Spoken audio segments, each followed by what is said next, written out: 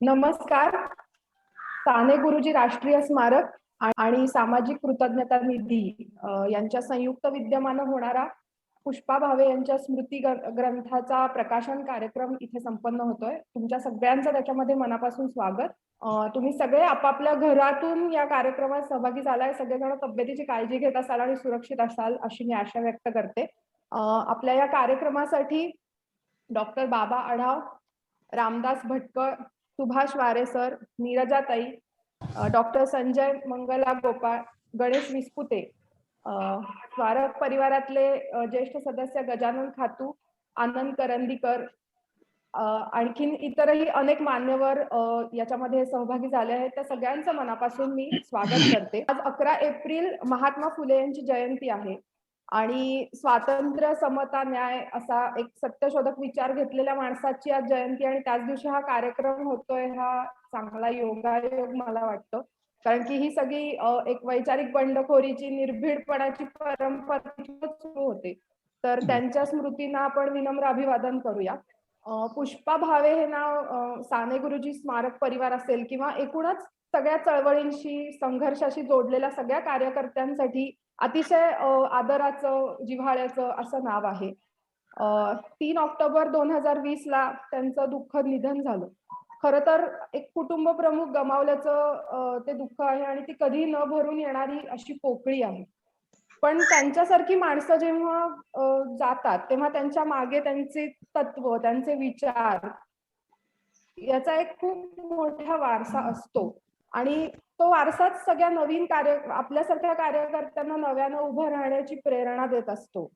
मला असं वाटतं याच प्रेरणेतनं पुष्पा भावे विचार आणि वारसा हा एक अतिशय देखणा संग्राह्य ग्रंथ निर्माण करण्याचं काम गेल्या काही महिन्यांमध्ये घडून आलं. मला माझं सुदैव वाटतं की एक छोटासा खारीचा वाटा मला या सगळ्या कामामध्ये उचलता आला. मला नेहमी असं वाटतं की आमच्या पिढीला, म्हणजे ते म्हणतात ना की खुज्या माणसांच्या सावल्या लांब लांब पडायला लागल्या की अंधाराची वेळ जवळ आलेली आहे. तर दुर्दैवाने माझ्या पिढीला अशा खुज्या माणसांच्या सावल्यांनाच मोठं समजण्याची किंवा त्यामध्ये सगळी गल्लत होतीये सध्याच्या वातावरणामध्ये. तर अशा वेळी मला असं वाटतं की पुष्पाताईंसारखी माणसं, त्यांचे विचार हे सगळे माझ्या पिढीसाठी खूप महत्वाचे आहेत.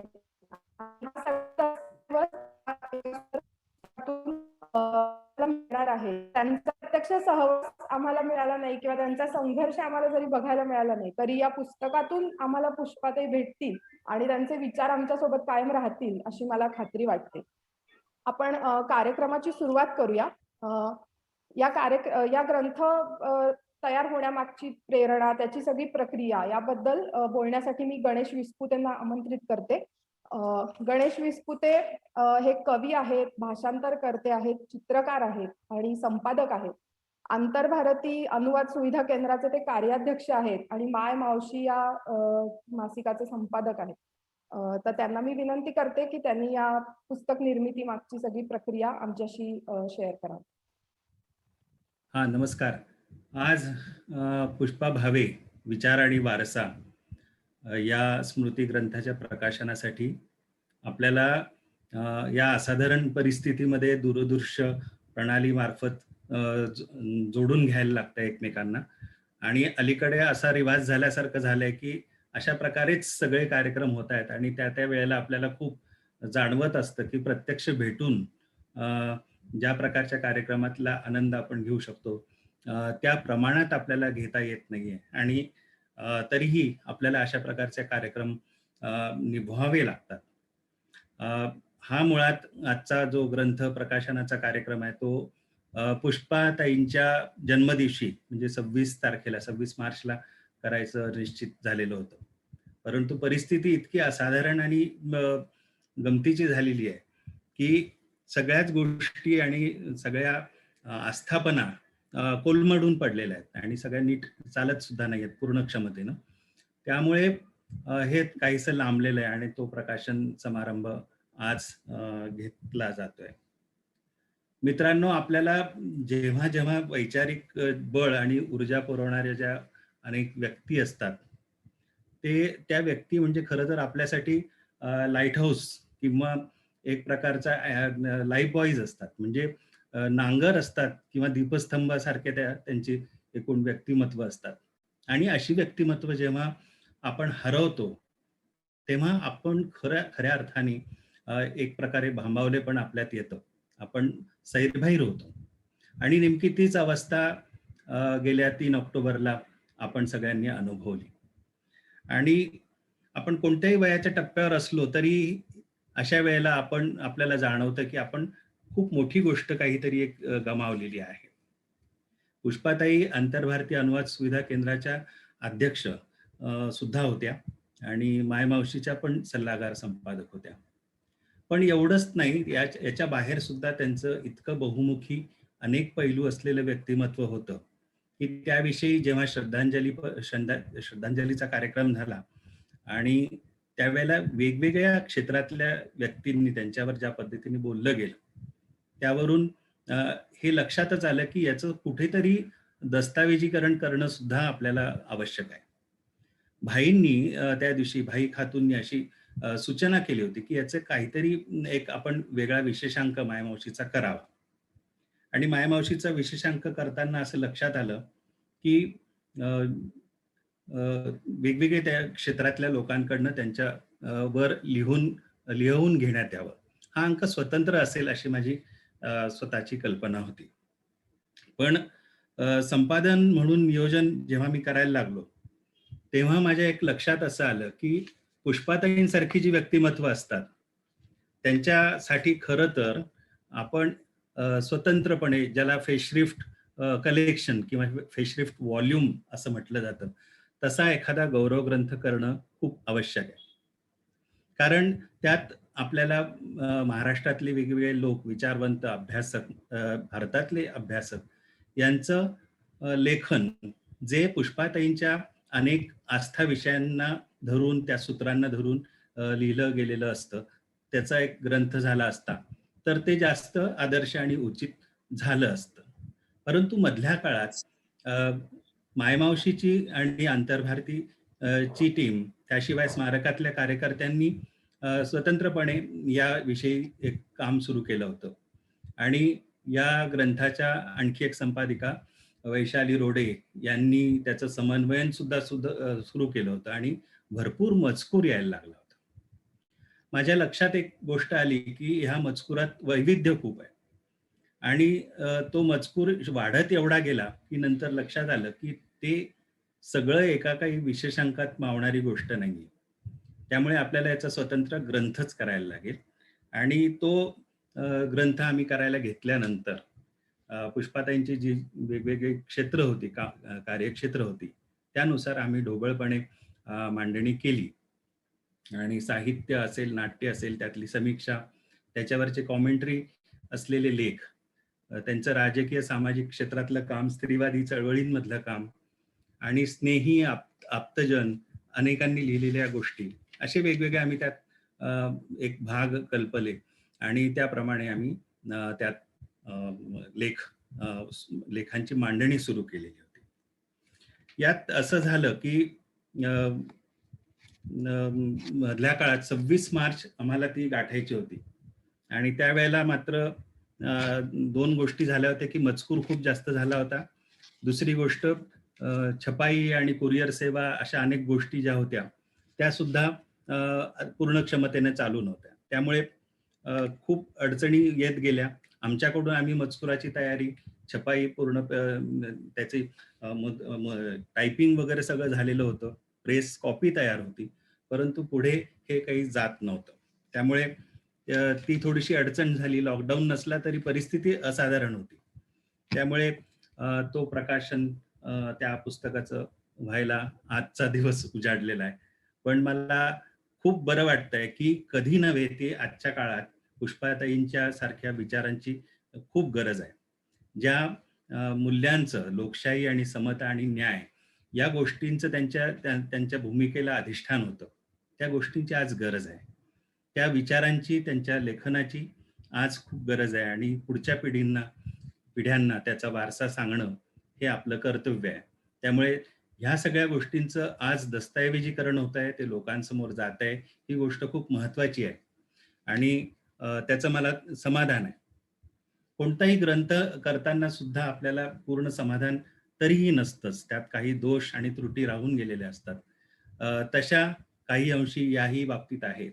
परंतु अ, प्रकाशनपूर्व ज्यांनी ज्यांनी या प्रती बघितल्यात त्याबद्दल त्यांनी समाधान व्यक्त केलेलं आहे. आणि मला बरं वाटलं, की आपण इतके दिवस जे कष्ट केलेत, अ, एका पूर्ण टीमनी हे कष्ट केलेत.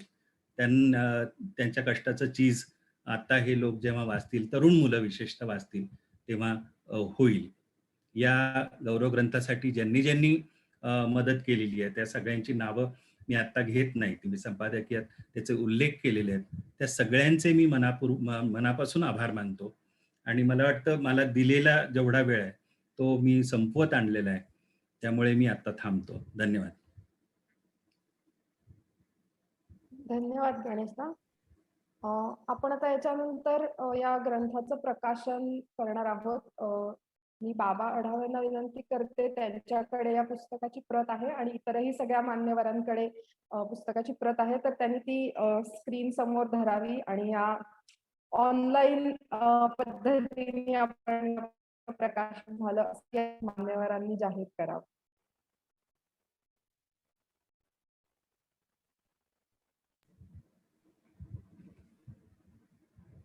बाबा, तुम्ही प्रकाशन झालं असं जाहीरच करा. हा, आज प्रथमतः मी सांगतो की आज महात्मा ज्योतिराव फुले यांच्या जयंतीच्या दिवशी पुष्पाताईंचा विचार आणि वारसा हे पुस्तक आपण प्रसिद्ध करतो आहोत. मला तुम्ही संधी दिली आहे. मला वाटतं फुल्यांच्या स्मृतींना, विचारांना इतकी चांगल्या पद्धतीने आदरांजली वाहण्याचा प्रसंग आहे. म्हणजे पुष्पाताई गेल्या हे दुःख आहे, परंतु त्यांचा विचार आणि वारसा हा फुल्यांच्या स्मृतीशी जोडला गेलेला आहे. मी या पुस्तकाचं प्रकाशन झालं असं जाहीर करतो. धन्यवाद. धन्यवाद बाबा. आपण कार्यक्रमात पुढे जात आहोत. आता आपल्यासोबत सुभाष वारे सर आहेत. सुभाष वारे सर हे प्रसिद्ध सामाजिक कार्यकर्ते आहेत. सामाजिक कृतज्ञता निधीचे कार्यवाह आहेत. SM जोशी फाउंडेशन आणि इतर अनेक चळवळीच्या माध्यमातून ते सगळ्या महाराष्ट्राला परिचित आहेत, देशालाही परिचित आहेत. आणि संविधान या विषयावरती ते घेत असलेल्या कार्यशाळा, त्यांनी तयार केलेली पुस्तिका, यातून ते अनेक तरुण मंडळींसाठी एक प्रेरणास्रोत आहेत. मी वारे सरांना विनंती करते की त्यांनी त्यांचं मनोगत व्यक्त करावं. सुभाष वारे सर. आदरणीय बाबा आढाव, रामदास भटकळ सर, सामाजिक कृतज्ञता निधीचे अध्यक्ष गजानन खातू सर, खातूभाई, या कार्यक्रमाचे अध्यक्ष आणि साने गुरुजी राष्ट्रीय स्मारक ट्रस्टचे अध्यक्ष संजय मंगो सर, सामाजिक कृतज्ञता निधीचे कार्यवाह ॲडव्होकेट जाकीर अख्तर आणि सर्व उपस्थित भावांनो आणि बहिणी. साने गुरुजी राष्ट्रीय स्मारक ट्रस्टला मी सुरुवातीलाच खूप मनापासून धन्यवाद देऊ इच्छितो की इतक्या कमी वेळामध्ये पुष्पाताईंच्या संदर्भात विचार आणि वारसा असं अतिशय आशयघन आणि त्याचबरोबर देखणं पुस्तक वाचकांच्यासाठी उपलब्ध केलं त्याबद्दल. त्याचबरोबर पुष्पाताईंचा आणि सामाजिक कृतज्ञता निधीचा सगळा ऋणानुबंध लक्षात घेऊन सामाजिक कृतज्ञता निधीला या कार्यक्रमात सामील करून घेतलं, याबद्दलही मी मनापासून धन्यवाद देऊ इच्छितो. पुस्तक ज्या पद्धतीनं इतक्या कमी वेळात झाले, आता विस्पुते सरांनी ते आधी विशेष अंक आणि मग त्यातून पुस्तक कसं आलं ते सगळं सांगितलं, परंतु इतक्या कमी वेळामध्ये इतक्या चांगल्या पद्धतीनं लेख मिळवणं हे सुद्धा खरं म्हणजे अतिशय अवघड काम आहे. आणि त्याच वेळेला कोरोनाची परिस्थिती असतानाही विद्यार्थ्यांच्या नजरेतून पुष्पाताईंच्या आठवणी, कार्यकर्त्यांच्या नजरेतून पुष्पाताईंच्या आठवणी, काही जे ज्येष्ठ सहकारी आहेत पुष्पाताईंचे त्यांची मनोगत, आणि त्याचबरोबर पुष्पाताईंचं एक जे स्वतंत्र आणि अत्यंत महत्वाचं काम होतं नाट्य समीक्षा आणि साहित्य समीक्षा, त्या क्षेत्रातल्या अनेक मान्यवरांचे लेख, असं सर्व मिळवून हे विचार आणि वारसा असे एक अतिशय मगाशी म्हणालो तसं आशयघन आणि त्याचबरोबर देखणं पुस्तक आलेलं आहे. गणेश विस्पुते सर, वैशाली रोडे आणि ती जी काही टीम त्यासाठी काम करते त्या सर्वांना खरोखरच द्यावेत तेवढे धन्यवाद कमी आहे. अभ्यासकांच्यासाठी, नव्या विद्यार्थ्यांच्या म्हणजे नवीन तरुणांच्यासाठी एक अतिशय चांगला दस्तऐवज पुष्पाताईंच्या निमित्तानं आपल्या समोर आलेला आहे. पुष्पाताईंचं आपल्यामधून जाणं हे निश्चितच एक फार मोठी पोकळी निर्माण करणार होतं. त्या लेखामध्ये काही कार्यकर्त्यांनी जे भावना व्यक्त केलेल्या आहेत त्याच पद्धतीच्या माझ्याही भावना आहेत. सामाजिक कृतज्ञता निधीचं दरवर्षीचं जे 3 दिवसांचं शिबिर होतं, साधारणपणे 2007 सालापासून त्याची जबाबदारी नरेंद्र दाभोळकरांनी माझ्यावरती टाकली आणि गेले अनेक वर्ष ते 3 दिवसाचं शिबिर कार्यकर्त्यांचं आम्ही करत आलेलो आहे. या शिबिराला पुष्पाताई येणार हे एकदा त्यांनी माझ्याकडे कन्फर्म केलं की मी अगदी निश्चिंत होऊन जायचो. म्हणजे अन्य जे काही विषयवार असेल आणि अन्य जे काही वक्ते असतील त्याच्यातल्या कुणाला ऐन वेळेला काही अडचण जरी आली तरी आता आपल्या शिबिरात काही अडचण येणार नाही याची खात्री पुष्पाताईंच्या निमित्ताने यायची. तसं तर सामाजिक कृतज्ञता निधीला अगदी सुरुवातीपासूनच जे अनेक दिग्गज असे विश्वस्त लाभलेत, त्यामुळं सामाजिक कृतज्ञता निधीच्या शिबिराला तसा बाहेरून कोणी वक्ता बोलवण्याची गरज आम्हाला कधी फारशी पडायचीच नाही. पुष्पाताईंचा एक फायदा असा व्हायचा की पुष्पाताई त्यांचं बोलणं हे केवळ त्यांच्या सत्रापुरतं मर्यादित कधीच ठेवायच्या नाही. आल्या की आपलं एखादं सत्र तर त्या घ्यायच्याच, परंतु त्याचबरोबर चहाचा वेळ असेल, नाश्त्याचा वेळ असेल, जेवणाचा वेळ असेल, अशा सगळ्या रिकाम्या वेळेमध्ये त्या कार्यकर्त्यांच्या बरोबर ज्या पद्धतीनं संवाद साधायच्या, मला असं वाटायचं की त्यांचं सत्र जितकं प्रभावी असायचं तितकंच त्या अनौपचारिकपणे कार्यकर्त्यांच्या बरोबर संवाद साधायला ज्या उत्सुक असायच्या त्यातून कार्यकर्त्यांना खूप काही महत्वपूर्ण असं मिळायचं आणि कार्यकर्ते सुद्धा या मधल्या वेळेमध्ये पुष्पाताईंच्या बरोबर संवादासाठी खूप उत्सुक असायचे आणि त्यामुळे तो एक फार मोठा फायदा व्हायचा. आपल्याला सगळ्यांनाच माहिती आहे की पुष्पाताईंची मांडणी ही अतिशय शांत, संयत आणि संतुलित अशा भाषेमध्ये असायची. अनेक वेळेला टाळ्या मिळवणारी वाक्य सतत अधूनमधून घेणारे वक्ते आपण पाहतो. पुष्पाताईंचं भाषण असं कधी टाळ्या मिळवण्यासाठी नसायचं, पण असं असलं तरी मांडणीच्या ओघामध्ये त्यांच्या शांत आणि संयत भाषेला असा काही एक टोकदारपणा येत जायचा की मग त्यांच्या त्या मांडणीचा प्रभाव हा एखाद्या धातूच्या प्लेटवरती कोरलं जावं अशा पद्धतीनं ऐकणाऱ्यांच्या मानसपटलावरती तो सगळा विचार कायमसाठी कोरला जायचा. टाळ्या मिळवणारी भाषणं ही बऱ्याच वेळेला वाळूतला पूर असतो, नंतर काय बोललं तेही लक्षात राहत नाही, पण पुष्पाताईंची भाषणं ही अशा पद्धतीनं एक परिणाम करणारी असायची. पुष्पाताई ह्या कार्यकर्त्या आणि त्याचबरोबर विचार करणाऱ्या विचारवंत अशा होत्या. अशी फार कमी माणसं आपल्याला दिसतात. मला वाटतं एक 2-3 दिवसापूर्वीच यशवंत सुमंतांचा स्मृतिदिन होऊन गेलाय. यशवंत सुमंतही त्याच पठडीतले होते. म्हणजे जन आंदोलनांशी, प्रत्यक्ष काम करणाऱ्या संघटनेतल्या कार्यकर्त्यांशी आणि त्याचबरोबर व्याख्यानाच्या निमित्तानं गेल्यावर सुद्धा त्या परिसरामध्ये जितकं अधिक माणसांना भेटता येईल, ज्या संबंधित लोकांना भेटता येईल, तिथून आपल्या विचारांची शिदोरी जमा करायची. आपले विचार हे केवळ पुस्तकं वाचून त्याच्यातून मांडण्याच्या ऐवजी ह्या समाज वाचनामधून आपली विचारांची शिदोरी जमा करायची. अशा पद्धतीचं कार्यकर्त्यांच्या बरोबर, जनतेबरोबर, नागरिकांच्या बरोबर एक नातं टिकवून त्यातून मग हे जे विचार येतात ते बऱ्याच वेळेला म्हणजे ते खऱ्या अर्थाने जिवंत विचार असे यायचे आणि त्याचा तो फायदा होता. पुष्पाताईंनी आता इथं असलेल्या सगळ्यांनाच हे माहिती आहे, पण फेसबुकवर ऐकणाऱ्या नव्या तरुणांना मी सांगू इच्छितो की पुष्पाताईंच्याकडून जर काही घ्यायचं असेल तर तो निर्भयपणा. म्हणजे रमेश किनी प्रकरणामध्ये रमेश किनी यांच्या पत्नीला न्याय देण्यासाठी मुंबईमध्ये राहून ज्या पद्धतीनं त्यावेळच्या शिवसेनेला त्यांनी ललकारलं न्यायासाठी, हे खरोखरच आजही हे उदाहरण पुन्हा पुन्हा तरुणांना सांगण्याजोगं आहे. मी एक आठवण सांगतो आणि थांबतो. मला वाटतं 2013 साली चिपळूणला साहित्य संमेलन झालं आणि ते चिपळूणचं साहित्य संमेलन नेहमीच्या सगळ्या साहित्य संमेलनाप्रमाणे अगदी सुरुवातीलाच वादामध्ये सापडलं. त्यावेळेला अर्थातच अनेक समाजवादी कार्यकर्तेही त्या वादामध्ये सहभागी झालेले होते. त्याला 2 कारणं होती. एक तर परशुरामचा संदर्भ त्या साहित्य संमेलनाशी ज्याप्रमाणे जोडला जात होता ती खटकणारी बाब होती. आणि बाळासाहेब ठाकरे यांचं नाव त्या संमेलनामधल्या सभागृहाला किंवा स्टेजला देण्याची जो प्रस्ताव होता त्या संदर्भामध्ये पुष्पाताईंनी भूमिका घेतली. म्हणजे त्या आधीच्या काही काळामध्ये त्यांनी साहित्यिक म्हणजे बैल असतात अशा पद्धतीचे एक विधान बाळासाहेबांनी केलेलं होतं. त्याचबरोबर पु ल देशपांडेंच्या बाबतीमध्ये मोडका पूल असं एक विधान केलं होतं. आणि त्याच्यामुळे साहित्य संमेलनाच्या संदर्भात इतकी अवहेलनेची भाषा वापरणाऱ्या बाळासाहेबांचं नाव तिथं देऊ नये अशी रोखठोक भूमिका पुष्पाताईंनी घेतली. त्या संमेलनात काय झालं ते सगळं मी सांगत बसत नाही, परंतु त्याचा एक परिणाम असा झाला की त्याच दरम्यान रत्नागिरीमध्ये महिलांच्या प्रश्नावरती पुष्पाताईंचं एक भाषण एका संस्थेनं जे आयोजित केलं होतं आणि शिवसेनेनं त्यांच्या पद्धतीप्रमाणे पुष्पाताईंना रत्नागिरी जिल्हा बंदी जाहीर केली.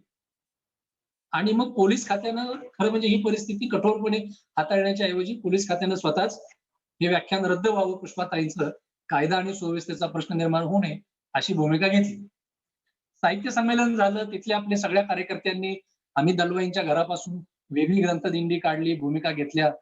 परंतु पुष्पाताईंचं भाषण रद्द झालं हे अनेकांना खटकलं होतं, मलाही खटकलं. आणि म्हणून एस.एम. जोशी सोशलिस्ट फाउंडेशनच्या वतीनं आम्ही जी फिरती नानासाहेब गोरे व्याख्यानमाला घ्यायचो की एकच वक्ता आणि एकच विषय, पण त्यानं जिल्ह्यातल्या 4-5 शहरांच्या मध्ये जाऊन तो विषय मांडावा, जेणेकरून संपूर्ण जिल्ह्यात त्या विषयाबद्दलची घुसळण व्हावी, अशी ती फिरत्या व्याख्यानमालेची संकल्पना आम्ही गेले काही वर्ष राबवत आहोत. आणि म्हणून जानेवारीत मला वाटतं हे संमेलन झालं आणि 8 मार्चच्या अनुषंगानं, महिला दिनाच्या अनुषंगानं मी असं ठरवलं की ज्या विषयावरचं व्याख्यान रद्द झालं होतं पुष्पाताईंचं, तोच विषय घेऊन आपण आता नानासाहेब गोरे व्याख्यानमालेच्या निमित्तानं 6-7 व्याख्यानं घेऊया.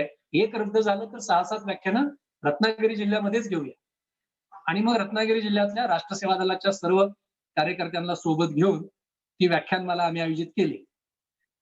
त्यातली गंमत तुम्हाला सांगतो की आम्ही त्या व्याख्यानमालेत पुष्पाताईंचं तर नेहमीप्रमाणेच समोर महिला असोत, तरुण विद्यार्थी असोत किंवा आणखी कुणी असोत, समोरच्या श्रोत्यांना भिडेल अशा पद्धतीनं ते महिलांच्या प्रश्नावरची ती मांडणी अतिशय सकसपणे त्या करत होत्याच. परंतु पार्श्वभूमी शिवसेनेच्या जिल्हाबंदीची असल्यामुळे आम्ही अतिशय सावध होतो की कुठेही दगाफटका होऊ नये, कुठेही काही गडबड होऊ नये म्हणून. आणि मला आठवत आहे की रत्नागिरीला शेवटचं व्याख्यान नगर वाचन मंदिरामध्ये पुष्पाताईंचं झालं आणि मग अभिजित हेगशेट्टी, मी, पुष्पाताई निवासाच्या तिकडे रेस्ट हाऊस कडे चाललो होतो. आणि ज्या आमदाराच्या पुढाकारातून रत्नागिरी जिल्हाबंदी जाहीर झाली होती पुष्पाताईंना, नेमके ते आमदार त्या रेस्ट हाऊसच्या काउंटरवरती आम्हाला दिसले आणि आम्ही शेवटी पुन्हा एकदा सावध झालो. मला हा मुद्दा तुम्हाला सांगतो यासाठी 2 मिनिटांमध्ये की ती संपूर्ण आयोजन करताना आम्ही इतके अभिनिवेशात आलेलो होतो, आम्ही इतके आता आपल्याला काहीतरी विशेष करायचंय, एक रद्द झालं व्याख्यान म्हणून आपण आता 7-8 व्याख्यानं करू, अशा भूमिकेतून आम्ही ते करत होतो. तर जेव्हा रेस्ट हाऊसच्या काउंटरवरती ते आमदार समोर आले आणि अभिजित हेगशेट्टी यांनी ओळख करून दिली की आम्ही पुष्पाताईंची भाषणं ठेवली होती, त्या ह्या पुष्पाताई.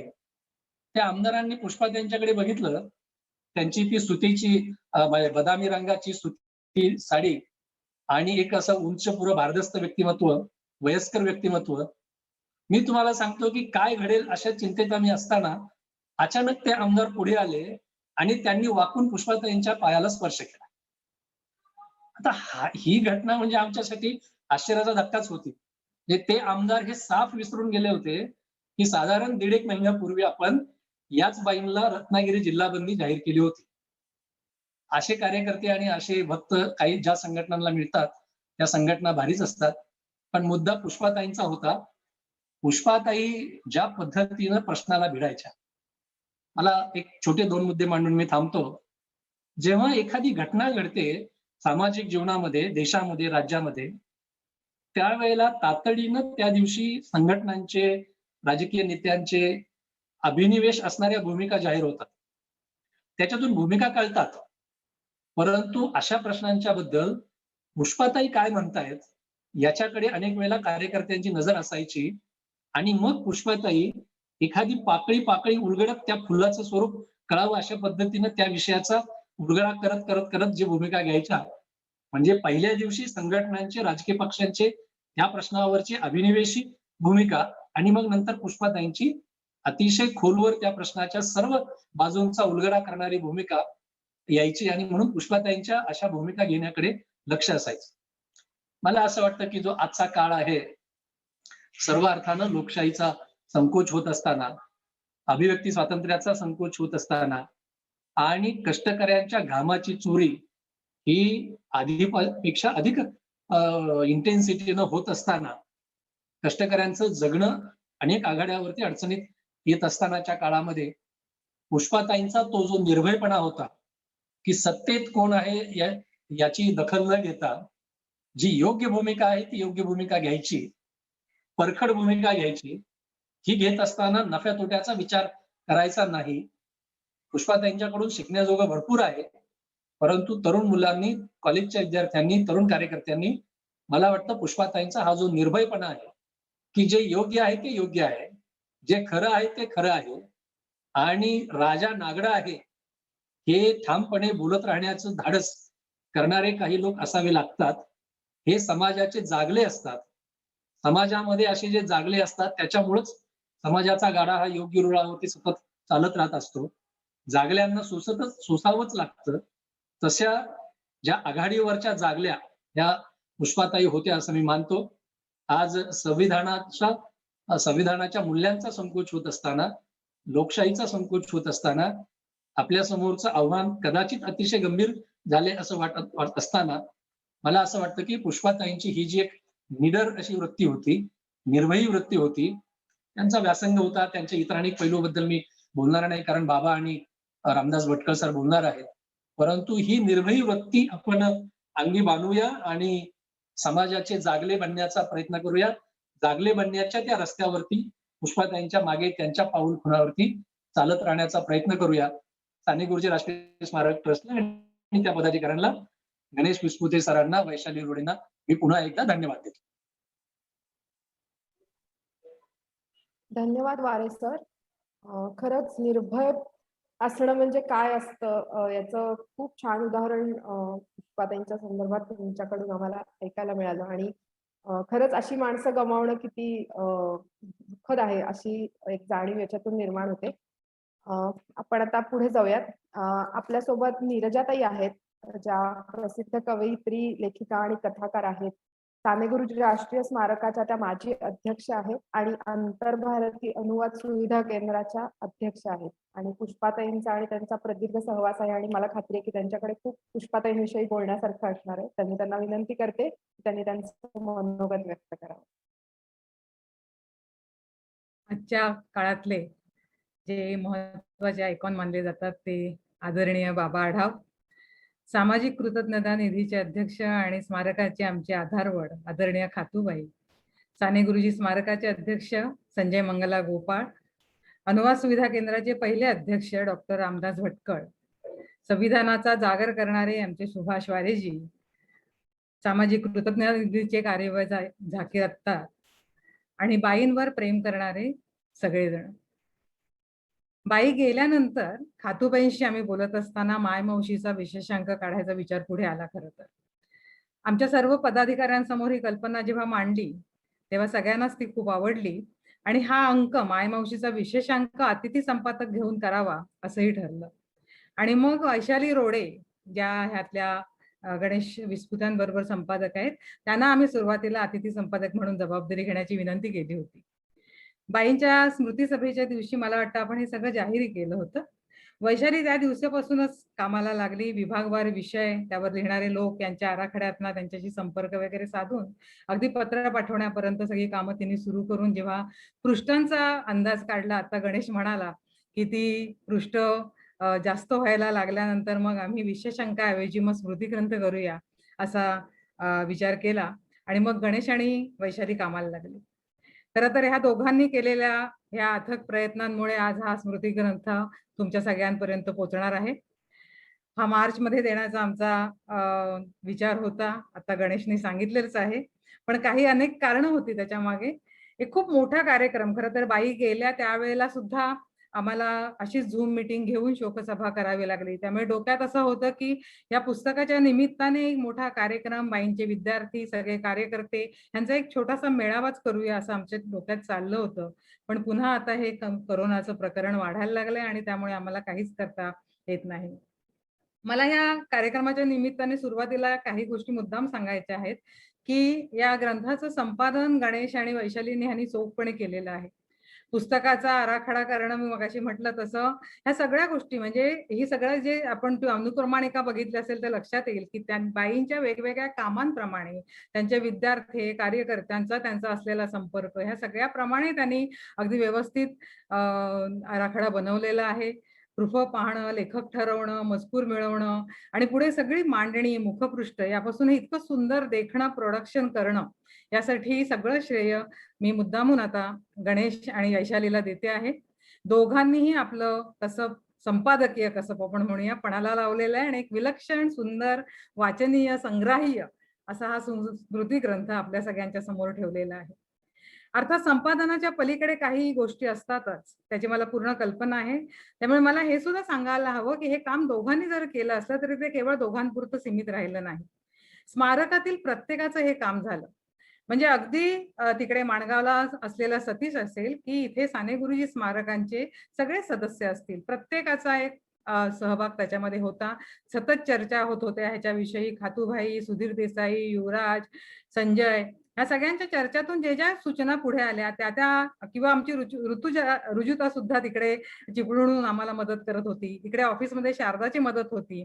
तर ह्या सगळ्या गोष्टी म्हणजे उदाहरणार्थ ज्या देणग्या येत होत्या, बाईंचं जे बुकिंग झालं होतं, नोंदणी झाली होती पुस्तकाची, त्याचा रेकॉर्ड ठेवण्याचं काम असेल, नंतर देणग्या मिळवण्याचं काम असेल, खर्चाचा सगळा हिशोब ठेवण्यापासून ते सगळे पत्ते घेऊन सारा मजकूर त्याची प्रूफ तपासण्यासाठी ती गोरेगावमध्ये वैशालीकडे, मग गोरुलीत उमा नाबर यांच्याकडून ती तपासून घेणं, पुढे ती प्रूफ गणेशकडे पुण्यात पाठवण्यापासूनची सगळी कामं स्मारकाचे आमचे अध्यक्ष संजय मंगला गोपाळ, जगदीश नलावडे, माधुरी पाटील आणि आमचे ऑफिसमध्ये असलेले जोगळेकर या सगळ्यांनी एकमेकांशी कोऑर्डिनेट करून अगदी चोखपणे आणि आत्मीयतेने केलेलं आहे. संजयने तर आजच सकाळी पुढच्या प्रती कधी मिळणार ह्याच्यासाठी प्रेसमध्ये चौकशी सुद्धा सुरू केलेली आहे. हे सगळं फॉलोअप घेण्याचं काम ह्या सगळ्या मंडळींनी इतकं चोख बजावलेलं आहे की आणि एवढंच नाही तर ह्या ग्रंथासाठी कमल विचारे यांनी मोठी देणगी देऊन बाईंवरचं प्रेम व्यक्त केलेलं आहे. मी ह्या प्रसंगी उमा नाबर यांचे सुद्धा खास आभार मानते, कारण बाईंचं पुस्तक आहे म्हटल्यानंतर केवळ त्यांच्यावरच्या प्रेमामुळे त्यांनी स्वेच्छेनं मुद्रितशोधनाचं काम स्वीकारलं आणि 2 वेळा प्रूफ तपासली. शेवटचं प्रूफ तर त्यांनी अगदी 4 दिवसात या वयात सुद्धा तपासून गणेशकडे पाठवून दिलं आणि आमच्या दोन्ही संपादकांचं काम खूपच हलकं केलंय. खास त्यांचे सुद्धा आभार.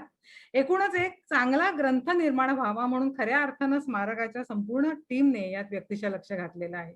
वैशाली आणि गणेश यांचा बराचसा भार सुद्धा त्यामुळे हलका झालेला आहे. या दोघांना हे श्रेय द्यायचंच आहे.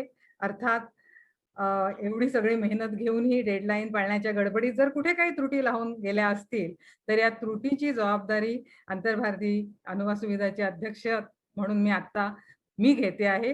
बाकी सगळ्या ज्या चांगल्या गोष्टी आहेत त्याचं श्रेय साहजिकच गणेश आणि वैशालीला असेल. बाईंविषयी आता सुभाष वारेजी बोलले, गणेश सुद्धा बोलला, बाबा आढाव बोलणार आहेत आणि रामदास भटकळी बोलणार आहेत. एक अभ्यासू आणि विद्यार्थी घडवणारी शिक्षिका, साहित्य आणि नाट्य क्षेत्रावर परखड भाष्य करणाऱ्या, प्रत्येक आंदोलनात निर्भयपणे, ठामपणे आणि संयतपणे बोलणाऱ्या वक्त्या, दुर्गा भागवतांनंतर भूमिका घेणाऱ्या आणि अभिव्यक्ती स्वातंत्र्याचा, धर्मचिकित्सेबरोबरच जात आणि लिंगावर आधारित शोषण आणि विषमतेवर चिकित्सक मागणी करण्याचा जे काम त्यांनी केलेलं आहे त्या कामाबरोबरच वेळ प्रसंगी आंदोलनात सुद्धा बाई उतरलेल्या आहेत. त्यामुळे एक विचारवंत आणि कार्यकर्त्या म्हणूनच आपण बाईंना कायम ओळखतो आहोत. या पुस्तकात त्यांच्या ज्या व्यक्तिमत्वाचे अनेक पदर उलगडले गेले आहेत त्या त्यांची ह्या ग्रंथाची अनुक्रमणिका जर पाहिली आणि लेखांची शीर्षक जर वाचली ना तर बाईंचं सगळं व्यक्तिमत्व आपल्या समोर उभं राहतं. किती वेगवेगळे विशेषणं बाईंसाठी या सगळ्यांनी वापरलेली आहेत. निर्भयी, प्रागतिक वारसा असलेल्या आणि देणाऱ्या, तो वारसा देणाऱ्या, लढाऊ बाण्याच्या, विचारांचं लेणं कोरणाऱ्या, खंबीर आणि आश्वासक आधार असलेल्या, लोकशाही मूल्यांची जपणूक करणाऱ्या, पुरोगामी चळवळीचा चेहरा असलेल्या, नेमकं भाष्य करणाऱ्या आणि ठाम भूमिका घेणाऱ्या, निरंतर संघर्ष करणाऱ्या बाईंना कोणी संस्कृतीच्या कृतिशील भाष्यकार म्हटलेलं आहे, किंवा कोणी लखलखीत बुद्धिमत्तेची विचारशलाका किंवा अस्वस्थ काळातील दीपस्तंभ म्हटलेला आहे. आग्रही आणि आश्वासक, सामाजिक जाणीवेची पेरणी करणाऱ्या, वादळी आणि संयत अशा या नाट्यगुरू तसेच सामाजिक कार्यकर्ते असलेल्या बाई वैचारिक पातळीवर आणि मातीतून कराव्या लागलेल्या संघर्षाच्या बाबतीत भटकळ सरांनी जसं म्हटलं आहे ना, तशा काळाच्या 2 पावलं पुढेच होत्या, हे आपल्याला सगळ्यांनाच माहिती आहे.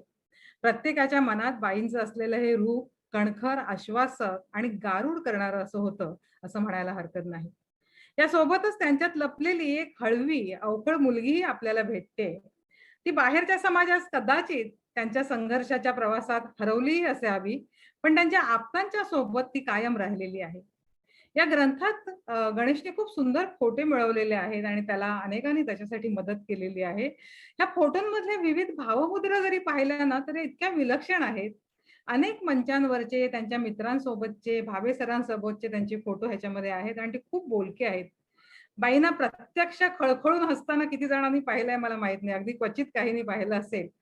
पण भावे सरांचा आणि त्यांचा एक दुर्मिळ फोटो पहिल्याच लेखात छापलेला आहे आणि तो इतका मोकळा ढोकळा खळखळून हसणारा बाईंचा आहे. ती भावमुद्रा आपल्याला बाईंमध्ये लपलेली एक सहज, मोकळी, आत्मनिर्भर आणि अवखळही मुलगी दाखवते, जी मला वाटतं बाईंची खास मैत्रीण सरोज देशपांडे यांनी अनुभवलेली आहे. आणि या संग्रहामध्ये, ह्या ग्रंथामध्ये आपल्याला थोडंसं या मुलीबद्दलही वाचायला मिळणार आहे.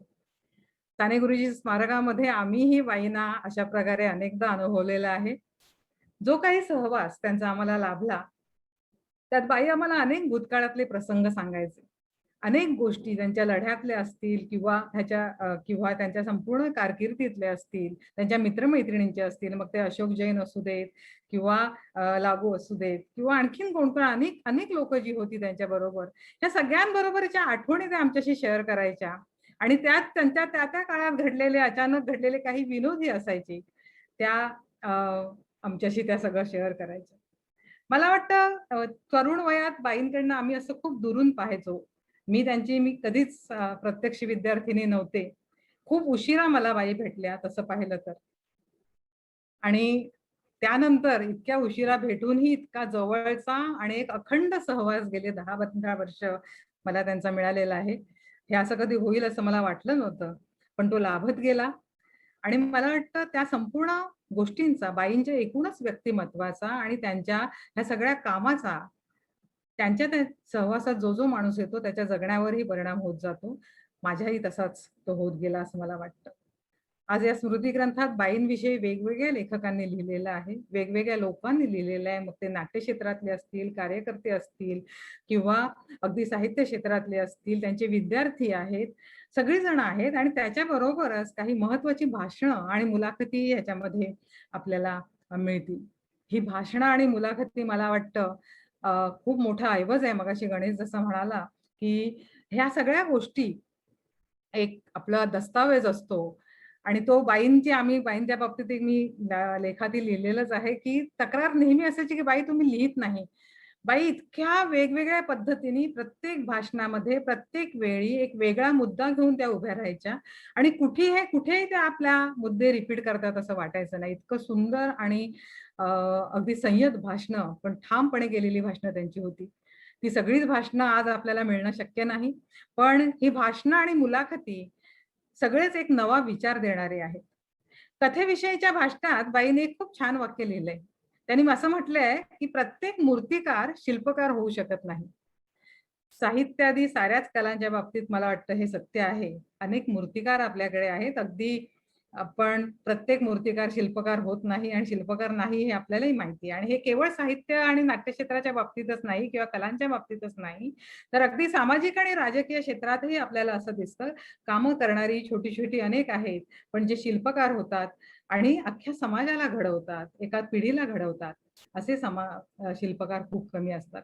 मला वाटतं तेच जे मी म्हटलं आता की मूर्तिकार आपल्यामध्ये खूप आहेत, पण बाई ह्या नवा विचार देणाऱ्या, न्यायाच्या बाजूने उभ्या राहणाऱ्या, योग्य वाटेल तेच बोलणाऱ्या आणि नवा विचार देतानाच अनेक पिढ्या घडवणाऱ्या अशा शिल्पकार होत्या. आज अशी परिस्थिती आहे की पुढच्या पिढ्यांकडे जवळ-जवळ आदर्शच नाहीये. आज जे आजूबाजूचं सगळं राजकीय, सामाजिक वातावरण आहे, सामाजिक कार्यकर्ते वेगवेगळ्या क्षेत्रात आपापल्या भागात खूप वेगळं काम करतायत. असं मी म्हटलं की आज असे आयकॉन बाबा आढाव किंवा आमचे खातूभाई अशी खूप कमी लोकं आज राहिलेली आहेत. अशा काळात पुढच्या पिढीच्या हातात आपण काय देणार आहोत? मला वाटतं हे पुस्तक आज आपण पुढच्या पिढीच्या हातात एक बाईंचं व्यक्तिमत्व असणारं पुस्तक देणार आहोत. मला वाटतं हे जेव्हा हे पुढच्या पिढीच्या हातात हे पुस्तक येईल, तेव्हा नवा विचार देणारी आणि समाजाला एकत्र आणणारी माणसं त्या काळात होती आणि आपल्या पुढेही असणार आहेत. अशी माणसं आजूबाजूला असतात, कमी प्रमाणात असली तरी प्रत्येक काळात असतात. हा विश्वास पुढच्या पिढीच्या मनात कदाचित निर्माण होईल. त्या अर्थानं मला वाटतं या ग्रंथाचं मोल खूप महत्वाचं असणार आहे. त्यामुळे हा ग्रंथ निर्माण झालाय आणि तो साने गुरुजी स्मारक ट्रस्टने प्रकाशित केलाय, ही मला खूप महत्वाची गोष्ट वाटते. आणि त्यासाठी या ग्रंथामध्ये ज्याने ज्याने लिहिलेलं आहे आणि ज्याने लिहू शकलेले नाहीत असेही बाईंचे अनेक सुहृद आहेत. ह्या सगळ्यांना मी अगदी आवर्जून सांगते की हा ग्रंथ तुम्ही जरूर घ्या, वाचा. ग्रंथात लिहिणाऱ्यांनी सुद्धा त्यांच्या व्यतिरिक्त जे काही लेख आहेत तेही आवर्जून वाचण्यासारखेच आहेत. मी सर्वांचे आभार मानते की तुम्ही सगळ्यांनी आम्ही फक्त तुम्हाला विचारलं आणि तुम्ही म्हणजे वैशाली आणि गणेश तुमच्या सतत संपर्कात होते. त्यांनी तुम्हाला विचारलं लिहिण्यासाठी आणि तुम्ही सगळ्यांनी अगदी वेळेमध्ये हे सगळं पूर्ण करून दिलं. मी जास्त बोलणार नाही कारण बाईंच्या संपूर्ण कामाविषयी ही दोघं जण बोलणार आहेत. मी इथे थांबते आणि सर्वांचे आभार मानते. धन्यवाद. धन्यवाद नीरजाताई.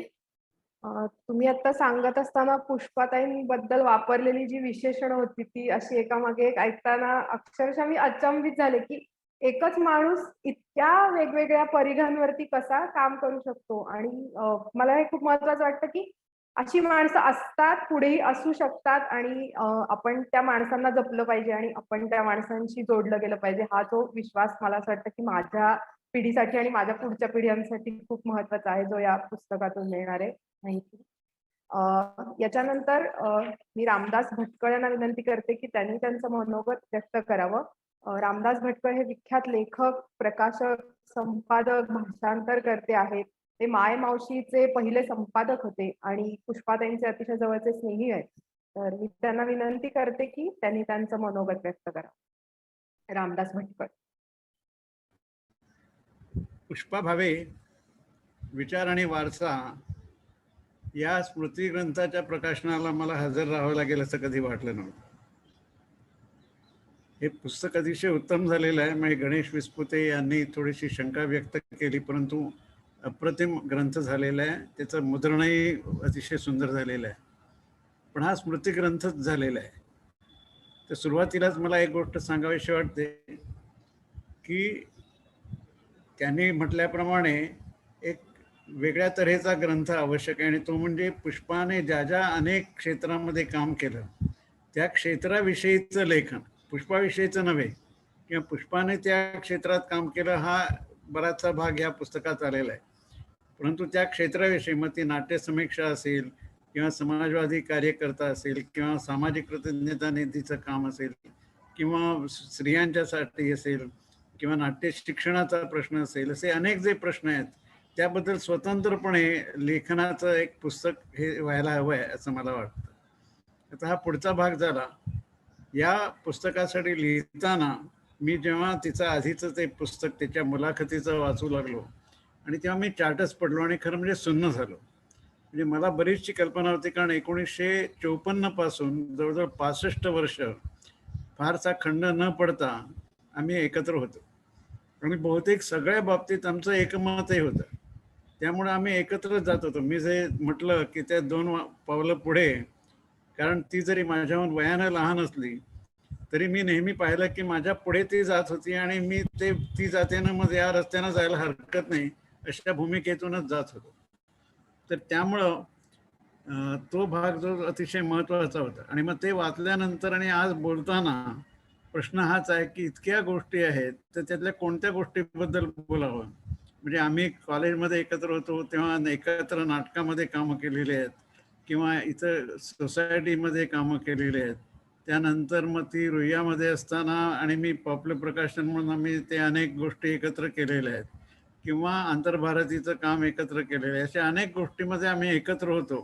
तेव्हा तेवढंच जरी मी घेतलं आणि तिने केलेल्या प्रचंड कामाचा जरी उल्लेख केला नाही तरी खूप काही बोलण्यासारखं आहे, परंतु ते सगळं शक्य नाही. तर त्या दृष्टीनं आज काय बोलावं ही थोडीशी अडचण आहे. परंतु इतर अनेक वक्ते जे आता बोलले त्याने एक एक त्याचा पैलू दाखवलेला आणि या पुस्तकातही आहे.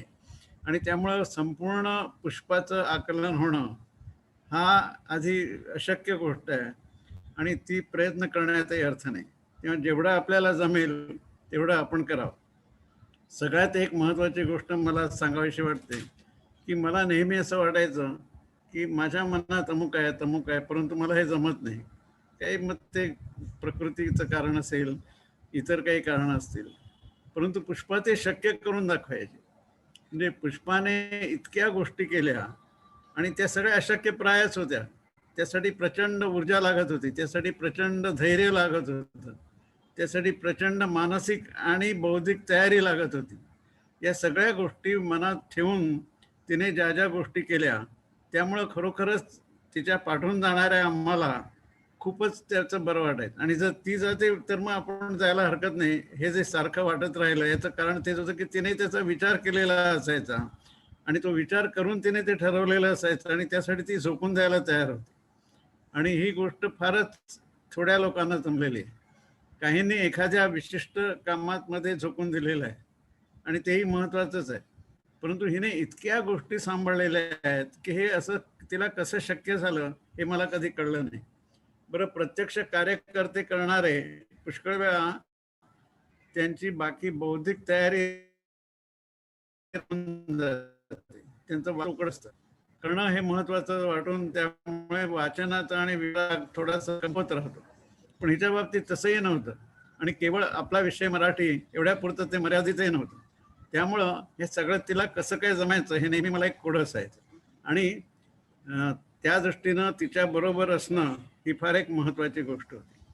कोणत्याही एखाद्या संस्थेसाठी म्हणजे समजा आंतरभारती असेल किंवा साने गुरुजी राष्ट्रीय स्मारक असेल किंवा सामाजिक कृतज्ञता निधी असेल. आता डॉक्टर लागूंकडे आम्ही बऱ्याच वेळेला एकत्र असू आणि डॉक्टर लागूंबरोबर अनेक मुद्दे म्हणजे त्याच्यामध्ये अंधश्रद्धा निर्मूलन असेल, एकूण बुद्धिवाद असेल किंवा नाटकाबद्दलचा विचार असेल किंवा ह्या सामाजिक कृतज्ञता निधीचा विचार असेल, अशा अनेक गोष्टींमध्ये आमच्या चर्चा होत असत आणि त्यातून खरोखरच खूप काही शिकायला मिळत असेल. या सगळ्या गोष्टी आपण सगळ्यांनीच अनुभव घेतलेले आहेत, त्यामुळे मी नव्यानं काही सांगतोय असं नाही. परंतु इतका दीर्घकाळ आणि इतक्या वेगवेगळ्या क्षेत्रामध्ये तिने जे मार्गदर्शन केलं ते मला अतिशय महत्त्वाचं वाटतं. दुसरी तेवढीच महत्त्वाची गोष्ट ज्याचा अनेकांनी उल्लेख केला, पुस्तकातही केला आणि आजही केला, आणि ते म्हणजे निर्भयता. निर्भय असणं ही सोपी गोष्ट मुळीच नाही. आणि जसं आणीबाणीच्या दिवसातही ती आमच्या बरोबर होती, पण त्यावेळेला ती थोडीशी आमच्या बरोबर होती. आणि त्यावेळेला जसं नानासाहेब गोरे होते हा आम्हाला मोठा आधार वाटला. आणि जेव्हा आम्ही चाचपडत होतो तेव्हा आम्हाला तो हळूहळू रस्ता दिसायला लागला आणि आशा वाटू लागली. तर तसं आत्ताच्या या अतिशय कठीण अशा काळामध्ये पुष्पा आहे याचा खूप आधार वाटायचा आणि तो आता निखळला ही त्यातली सगळ्यात वाईट गोष्ट आहे. आणि तिचं जरी वय झालेलं असलं 80च्या पलीकडे आणि आजारी असली तरी सुद्धा तिचं असणं हे अतिशय सगळ्यात महत्त्वाचं होतं. आणि नवीन पिढीला आता काहींनी उल्लेख केला त्याप्रमाणे आज रोल मॉडेल ज्याला म्हणतात किंवा आदर्श असे आपल्या डोळ्यासमोर नसतात, अशापैकी ती एक होती की खरोखरच निस्पृह, निर्भय हे सगळी जी विशेषणं आहेत ती सगळ्यांबद्दल वापरता येत नाहीत. परंतु पुष्पाबद्दल ती वापरली ती केवळ शब्द गुळगुळीत करण्यासाठी नव्हे तर खरोखरच दुसऱ्या कोणत्याही शब्दात तिचं वर्णन करणं अशक्य आहे म्हणून ते झालेलं आहे. तर मला असं वाटतं की याबद्दल अधिक मी बोलण्यापेक्षा मी तेव्हा बाबा आढाव यांना म्हटलं होतं की तुम्ही खरोखरच त्यांच्याबरोबर अनेक गोष्टी केलेल्या आहेत की ज्याबद्दल ऐकायला आम्हाला आवडेल. तर तुम्ही किंवा संजय मंगू यांनी याबद्दल अधिक बोलावं असं मला प्रामाणिकपणे वाटतं. मी जे सुचवलं की तिने ज्या अनेक क्षेत्रामध्ये काम केलं त्याबद्दल स्वतंत्रपणे लिहून घेणं यामुळं हे काम पुष्कळचं पुढे जाऊ शकेल. कारण त्याच्या क्षेत्रामध्ये आणखी नवीन दिशा, मग त्याची सुरुवात पुष्पाने केलेली असेल, परंतु तरी स्वतंत्र बुद्धीने इतरांना जे काही वाटतं हे जर सांगितलं तर आपण तिचं जाणं हे नुसतं जाणं न होता त्याचा पुढील पिढीवर जो काही परिणाम झाला, कारण मी जेव्हा ज्या ज्या वेळेला मोठमोठ्या व्यक्तींचा विचार करतो किंवा त्यांच्याबद्दल लिहितो त्यावेळेला एक गोष्ट लक्षात येते की फक्त ते काय म्हणतात हे महत्त्वाचं नसतं, त्यांचा एकूण समाजावर आणि त्यांच्या अनुयायांवर किंवा त्यांच्या अगदी विरोधकांवर सुद्धा काय परिणाम झाला हे महत्त्वाचं असतं.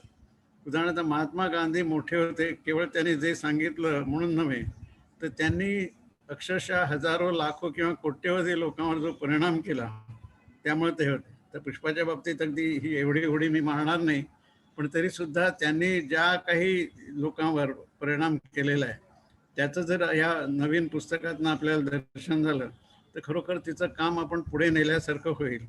आणि एवढं सांगून मी मात्र थांबतो. धन्यवाद सर.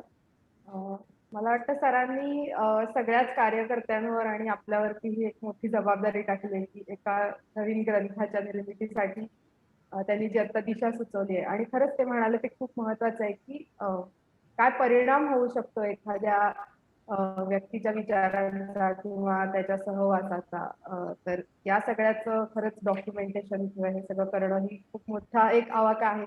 आणि मला खात्री आहे की साने गुरुजी स्मारक किंवा सामाजिक कृतज्ञता तुझी असेल का इतर असे सगळेच समविचारी संघटनातले कार्यकर्ते यात निश्चित सहभागी होतील आणि आपण सगळे मिळून हा एक मोठा जर जे आव्हान आहे ते पूर्ण करण्याचा नक्की प्रयत्न करूया.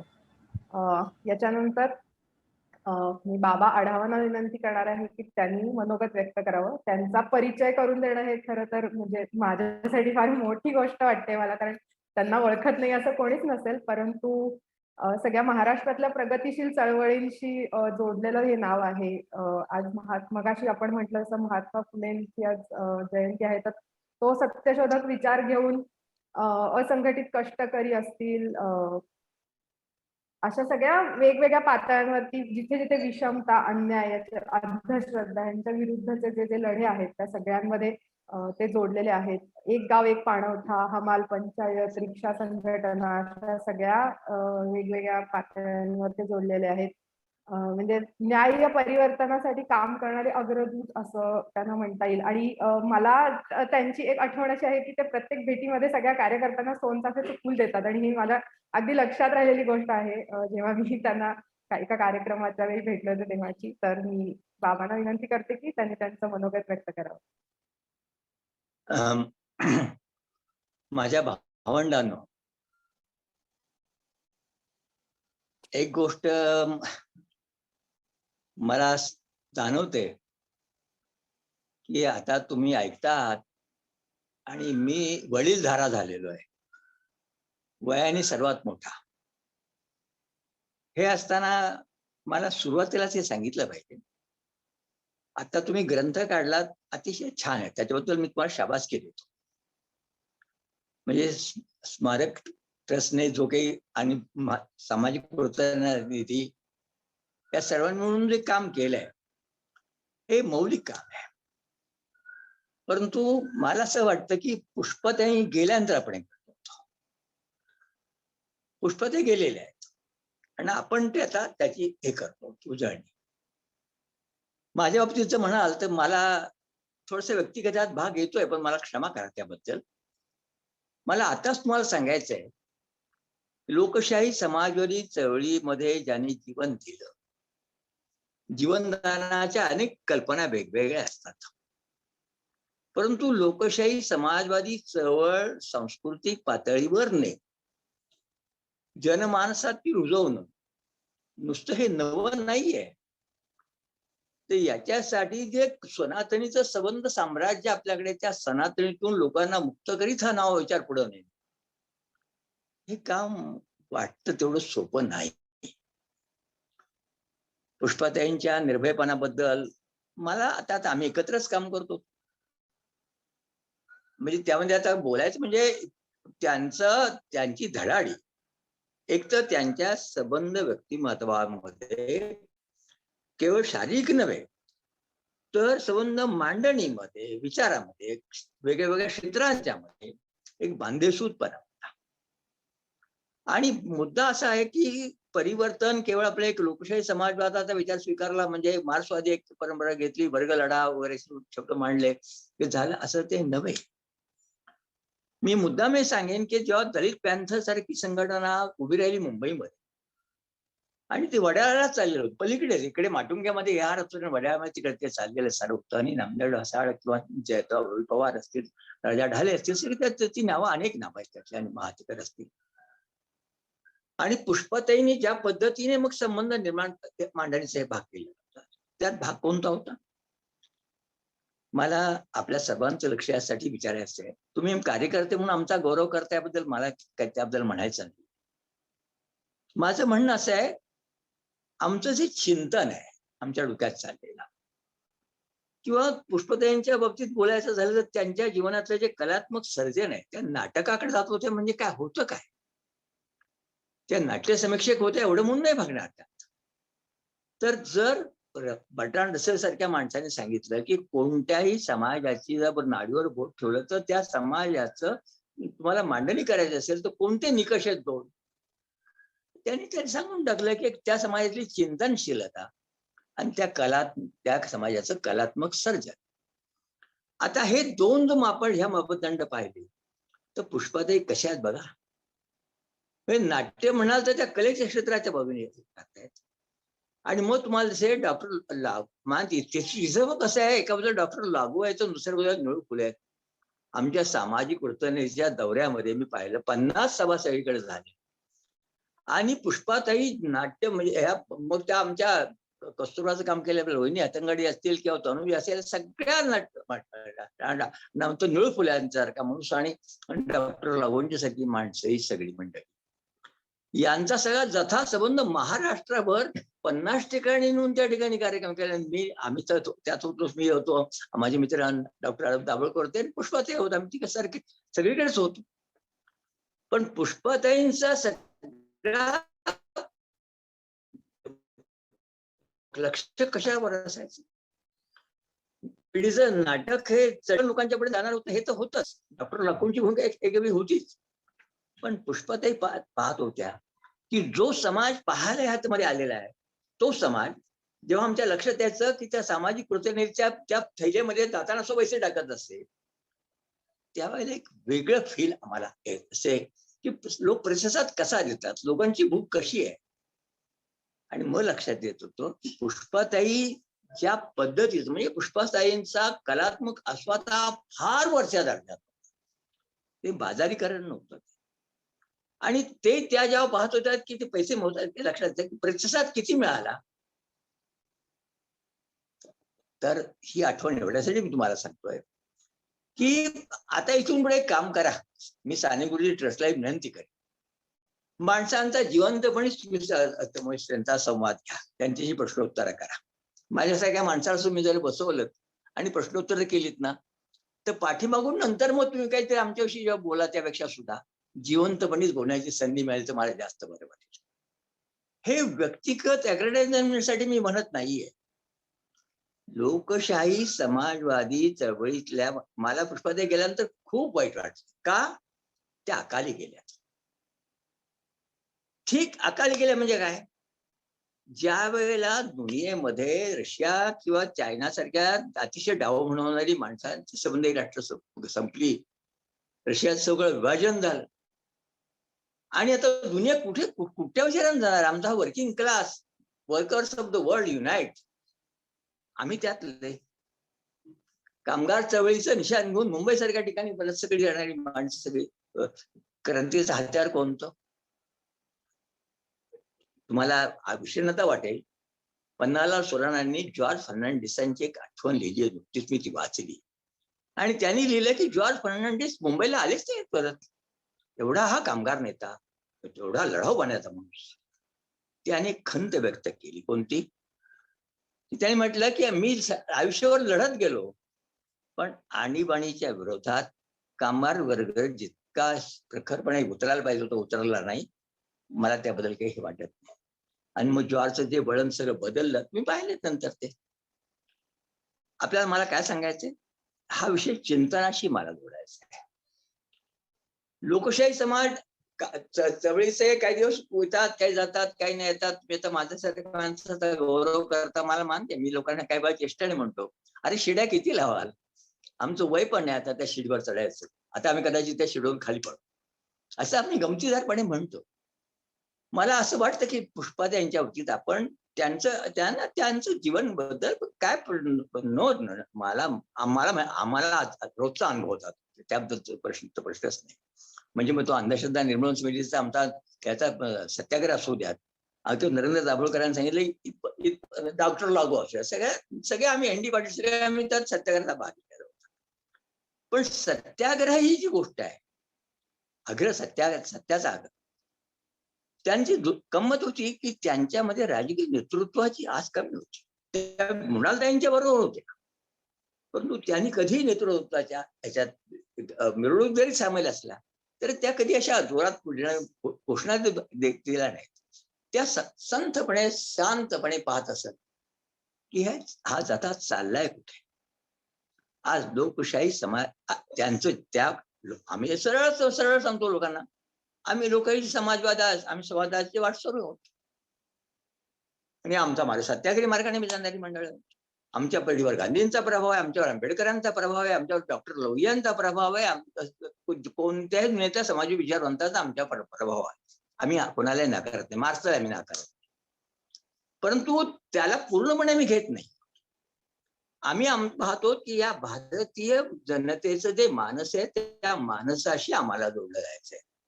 बाई तर पुष्पाताई एक प्राध्यापिका होत्या, तरुण मुलांशी त्यांचा संपर्क होता. आज या भारतीय अशा ह्या जनतेच्या संबंध माणसाशी जोडत जेव्हा पुढे जायचंय तेव्हा काही वेळेला पिछाट होते. किती पिछाट व्हावी, शिवसेनेच्यामुळे केवढी पिछाट आमच्या विचारांची, केवढा मार बसला 66 सालापासून.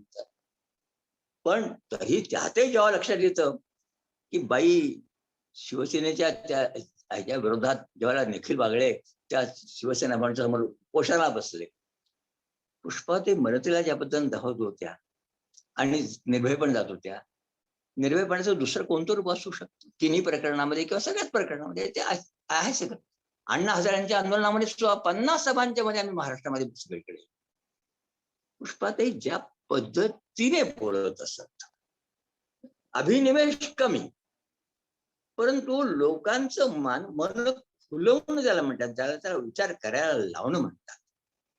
श्रीमुक्ती चळवळी त्याने कार्यकर्त्यात, पण पुष्पाताईंनी कधी अभिनिवेशाने भाग घेतला मी नाही पाहिला. पुष्पाताईंची कृतीशील विचारवंताची जी भूमिका आहे, ती भूमिका असतात त्या भूमिका मी म्हणणं यांच्यावर आरोप करेल. त्यांची वृत्तीच ती होती, त्यांच्यात एक स्वाभाविकता होती. आणि त्या स्वाभाविकतेने म्हणजे त्यांचं म्हणजे गंमत वाटायची. पन्नाला आम्ही कधी गेलो आणि एकदम त्या घरात देवाचं आहे आणि अनंतराव भाऊ आम्हाला म्हणायचे चला, आणि आम्हाला जवळच्या तिथल्या त्या स्टेशन जवळच्या वरच्या खानावळीत घेऊन जायचे आणि तिथे त्या अगदी व्यवस्थित घेऊन जायचे. म्हणजे त्यांच्या कुटुंबातली सुरुवात ती जायचे, म्हणून मी पाहिलं की ते असं जुळलेलं कुटुंब होतं आणि त्यापर्यंत स्वागत व्हायचं. त्या सांगायचा आपल्याला आज ह्या निमित्ताने सांगायचंय, हे पुस्तक तर अप्रतिम आहे. ते ज्या पद्धतीने लोकांनी केले त्यांना मी मनापासून शाबास केले. तुम्हाला मी सांगतो की तुम्ही ठीक आहे, घाई गर्दी झाली, हे होतच असतं, निवड करताना अवघड असतं, सराफाच्या दुकानात गेल्यानंतर कोणता जागा नाही घ्यावा त्याप्रमाणे ते होतं. हे सगळं अनुभव सगळे जण घेत असतात.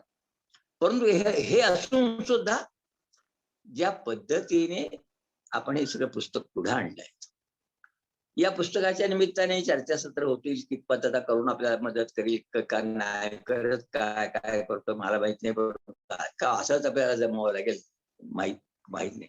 निदान हे साधन उपलब्ध झालं म्हणून तरी आपण आज बोलतोय. करोना तिकडे असेल तरी आपण बोलतो. मला असं वाटतं या निमित्ताने आता जर पुढे न्यायचं असेल, आज भटकळ बोलले, सगळ्यांनी नाव घेतलं म्हणजे, आणि त्या अपेक्षा काय नाव घेतलं म्हणजे मोठेपणा द्यायचं काय नाही केलं. त्यांचा आमच्या पुढे त्यांची आमच्याकडून एक अपेक्षा आहे की हा जो लोकशाही समाजवादी चळवळीचं, सत्याग्रही समाजवादी चळवळीचं, समतावादी फलवादी या विचारधारा सगळ्याच्या जोडल्या आहेत. आंबेडकरांचा सगळा विचार सगळा जुळला आहे. आता परवाशी डॉक्टर बाबासाहेब आंबेडकरांची जयंती आहे 14 एप्रिलला. आज मला असं वाटतं साने गुरुजी, आम्ही साने गुरुजींना काय म्हणतो, पंढरपूरच्या विठ्ठलाच्यासाठी द्वार खोलणारा साने गुरुजींचं स्मारक तुम्ही तिकडे उभं करून ठेवलेलं आहे. आज साने गुरुजींच्यातला तो संघर्षशील साने गुरुजी तापीच्या पात्रात उडी घालायला निघालेला, ताप्ती मिलच्या कामगारांना नाही मिळत नाही निघालेला साने गुरुजी, आणि नंतर आम्ही कथामाळेत घातलेला साने गुरुजी. या आज मला आनंद वाटतोय की साने गुरुजींच्या नावाने चालणाऱ्या संस्थेने एक नवा पायंडा आता सुरू केलेला आहे, आणि कार्यकर्त्यांच्या निर्मितीची आपल्याला जरा बळ आपलं वाढवावं लागतं. पुष्पाताई त्या संस्थेमध्ये होत्या म्हणून मी तुम्हाला सांगतो, वडघरचं हे जे स्मारक आहे, आदर्श समाजवादी शिलाचे नागरिक निर्माण करणारी चळवळ म्हणजे सेवादल असं ऋषी म्हणत असत. त्या सेवादलाचं काय झालं त्याबद्दल मी इथं बोलत नाही, परंतु स्मारक, तिथे जे स्मारक आहे त्या स्मारकाला मला विनंती करायची. मी महात्मा फुले समता परिसर आम्ही पुण्यात होतो, त्या शेजारी माझं ऑफिस आहे. फुले यांच्या अगदी घराच्या शेजारी आमचं ऑफिस आहे. इकडे साने गुरुजी निर्मिती करतात आपल्याला, आणि आपण जनतेच्या जवळ आहोत, त्यातलं विशेष नाही. लोकांनाही माहिती आहे की जनतेच्या जवळ आहेत.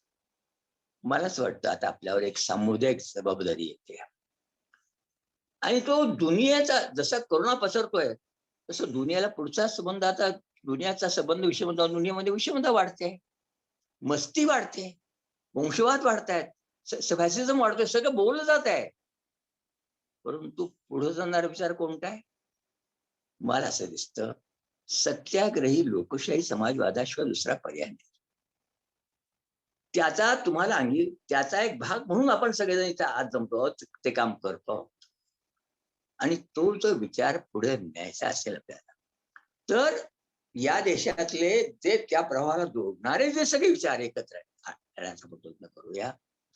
दुसऱ्या बाजूला चाललेलं राजकारण आपल्या सगळ्या प्रयत्नांना छेद घेणार आहे. ज्या शिवसेनेचा तो उल्लेख झाला त्यांना घेऊनच आपल्याला आज चालावं लागतंय, त्याला त्याचा नाही लागते. मी त्यात पण आनंद आणेन की ज्या आमदाराने पुष्पाताईंच्या पायाला हात लावला तो एक गांधी विचाराचा विजय मानला पाहिजे, हे आपण लक्षात घेऊन मागायचं आहे. तेव्हा एक तर असं आहे की लोकांच्या बद्दलचं प्रेम, मला खरोखर पुष्पाताईंचं आश्चर्य वाटतं. प्रतिमा जोशी तिचं लग्नाच्या अगोदर, आता ती बाईंच्याकडे यायची, बाई आणि ताई म्हणाल त्यांना ताई म्हणत, पुष्पाताईंना बाई म्हणत असत. आता बाईंच्याकडे जात असत तेव्हा या ज्या मायेने त्याचं की विश्वकुटुंब कल्पना बोलतात लोक, पण विश्वकुटुंब मानून वागणं आणि इतक्या ते सहजपणे एक अगदी आगळ्या वेळा अनुभव तो आम्ही सांग, हे एक बळ. आमच्या पिढीने स्वातंत्र्याची चळवळ पाहिली, आम्ही गोव्याचा लढा पाहिला, आम्ही संयुक्त महाराष्ट्राचं स्वप्न पाहिलं, सहकार चळवळ पाहिली, महाराष्ट्रातल्या वेगळ्या सामाजिक देवदासीसारखी 2200 जेव्हा पळून उभं राहिली की माझं काय, आणि ती प्रश्न विचारायला राहिली, बांधावर बरोबर माझं काय. नंदीबैलवाला विचारायला लागला, अरे तू पाणवठा खोला करायला निघाला, पण मला तर गावच नाही, कोणत्या गावातला पाणवठा तू मला खोला करून देतोस. बघा त्याचं काय झालं चित्र. हे प्रश्न आजही आमच्या कानावर आहेत, पडलेले आहेत. पुष्पाताई ह्या सगळ्या त्यामध्ये ऍक्टिव्ह होत्याच. आज तुम्हाला सर्वजण जे जमलायत, मुंबईतली जास्त मंडळी येत आहेत.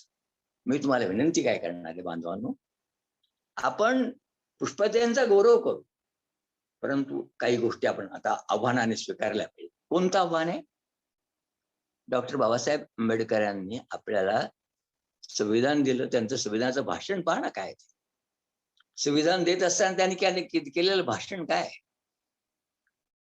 ते भाषण उद्याचा जो भारत घडवायचा आहे तो भारत, त्याची स्वप्न, त्याची ती प्रतिज्ञा साकार करायची आहे. माझा नेहमी असा आग्रह असतो. मी किती वेळ बोलणार जास्त, पण मी तुम्हाला थोडक्यात सांगतो. जसं आम्ही बाबासाहेबांनी घटनेच्या संविधानाला दिलेली सुरुवातीची जी प्रतिज्ञा आहे, आम्ही घेतो आम्ही भारताचे लोक वगैरे करतो, तसं महात्मा ज्योतिराव फुले यांनी, गांधींनी सत्याग्रही शब्द वापरलेला आहे.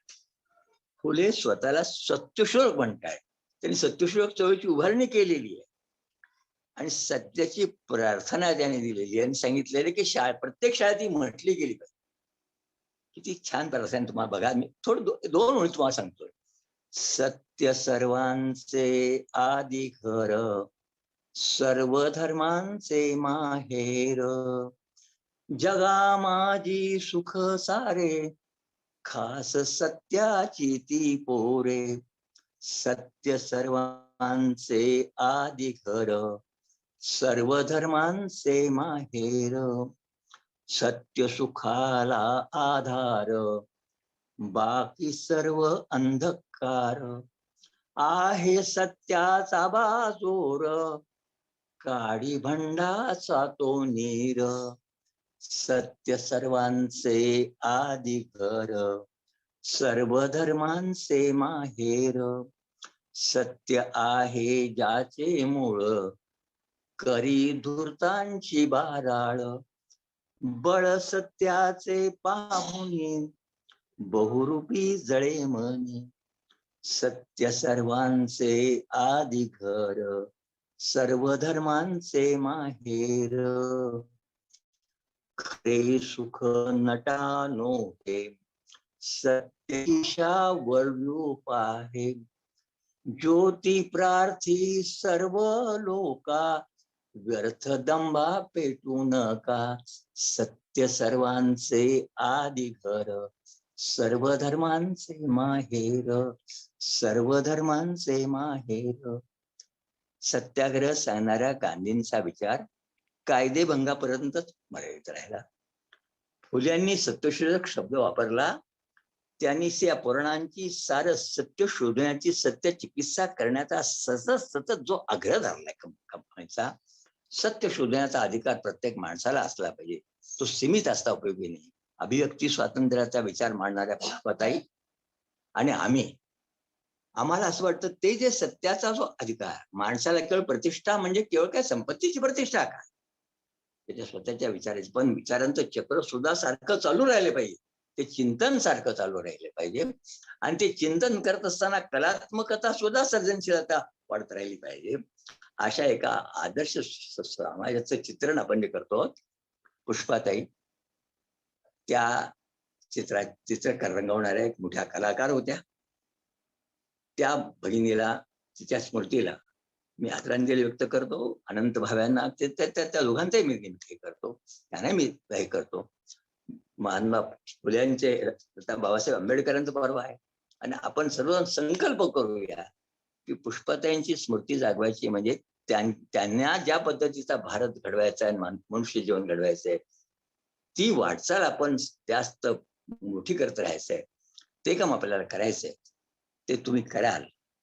मला जरा वडीलकी नात्याने जास्त संधी दिली त्याबद्दल तुम्हाला धन्यवाद देतो. आणि परत सांगतो, आपलं काम जरा सोपं झालंय. बघा विज्ञान किती पुढे गेलंय. तिकडे कोरोना आहे, पण त्या कोरोनाला नाही जुमानतात तुम्ही आणि मी एकत्र जमलोत म्हणजे लांब आहोत. तोंडावर मास्क घालायचं, कारण मी घरात आहे म्हणून घातलेला नाही. ते घातला पाहिजे, तो लावायला पाहिजे. पण घरात असल्यामुळे लावतो त्या रोज. तरी पण हे नवं जे साधनालय, विज्ञान आपल्या मदतीला आलेलं आहे. आपण जवळ आलो, दुनिया जवळ आलेली आहे. आणि या जवळ आलेल्या दुनियेला लोकशाही समाजवादी चळवळीचं एक कलात्मक सर्जन चिंतन जे आहे, ते चिंतन सामुदायिक कसं होईल, त्या दिशेने आपण किती खाली जाऊ शकू, किती आत समाजात जाऊ शकू, ती भ्रमंती आपल्याला चालूच ठेवली पाहिजे. मी तुम्हा सर्वांना मनापासून धन्यवाद देतो. माझं तुम्ही ऐकलं, खूप बरं वाटलं. पुष्पाताईंच्या स्मृतीला वंदन करतो. फुले आणि आंबेडकरांच्या बद्दल आम्ही रोज बोलतो, त्याबद्दल काही तुमच्यावर प्रश्न नाही. शिवाजी महाराजांच्या बद्दल बोलतो. मी तुम्हाला परत एकदाच सांगतो, काम फार ऐतिहासिक, फार मोठं काम तुम्ही करताय. कोणतं? काही म्हणण्याचा प्रयत्न आहे की शिवाजी महाराजांपाशी, संभाजी महाराजांपाशी थांबायचं. दोन्ही काही महाराष्ट्रात पुढे काही इतिहासच घडणार. काय कमाल आहे त्या लोकांची. अरे वेड्या हो, त्यांना मी सांगतोय तुम्ही काय बोलतात. दाभोळकरांचा यात्रा निघाल्यानंतर पहिली घोषणा उत्स्फूर्तपणे घोषणा आली. कोणती घोषणा आली? फुले शाहू आंबेडकर, आम्ही सारे दाभोळकर, आम्ही सारे पानसारे दाभोळकर, ही उत्स्फूर्त घोषणा आली. तेव्हा आपण एकटे नाही आहोत. हा जो शिवाजी, फुले, शाहू, आंबेडकर हा जो प्रवाह आहे, हा प्रवाह वाढवत नेऊन आपल्याला पुढे पुढे आपल्याला हा भारत घडवायचा आहे. दुनियेमध्ये आपल्या संविधानाने जे स्वप्न रंगवले आहे, असा भारत घडवायचा आहे. ते साकार करण्याचा एक संकल्प, निर्धार वगैरे शब्द बोलत नाही, पण संकल्प करूया, जास्तीत जास्त लोकांच्या पर्यंत जाऊया. पुष्पाताई प्राध्यापक होत्या, आम्ही तर प्राथमिक शिक्षकाच्या याच्यात आहोत. आपल्याला तळागाळाशी संबंध आहे. तुम्ही आमचा गौरव हमालवांचा केलात, पण आपला संवाद तळागाळाशी वाढवायचा प्रयत्न करूया.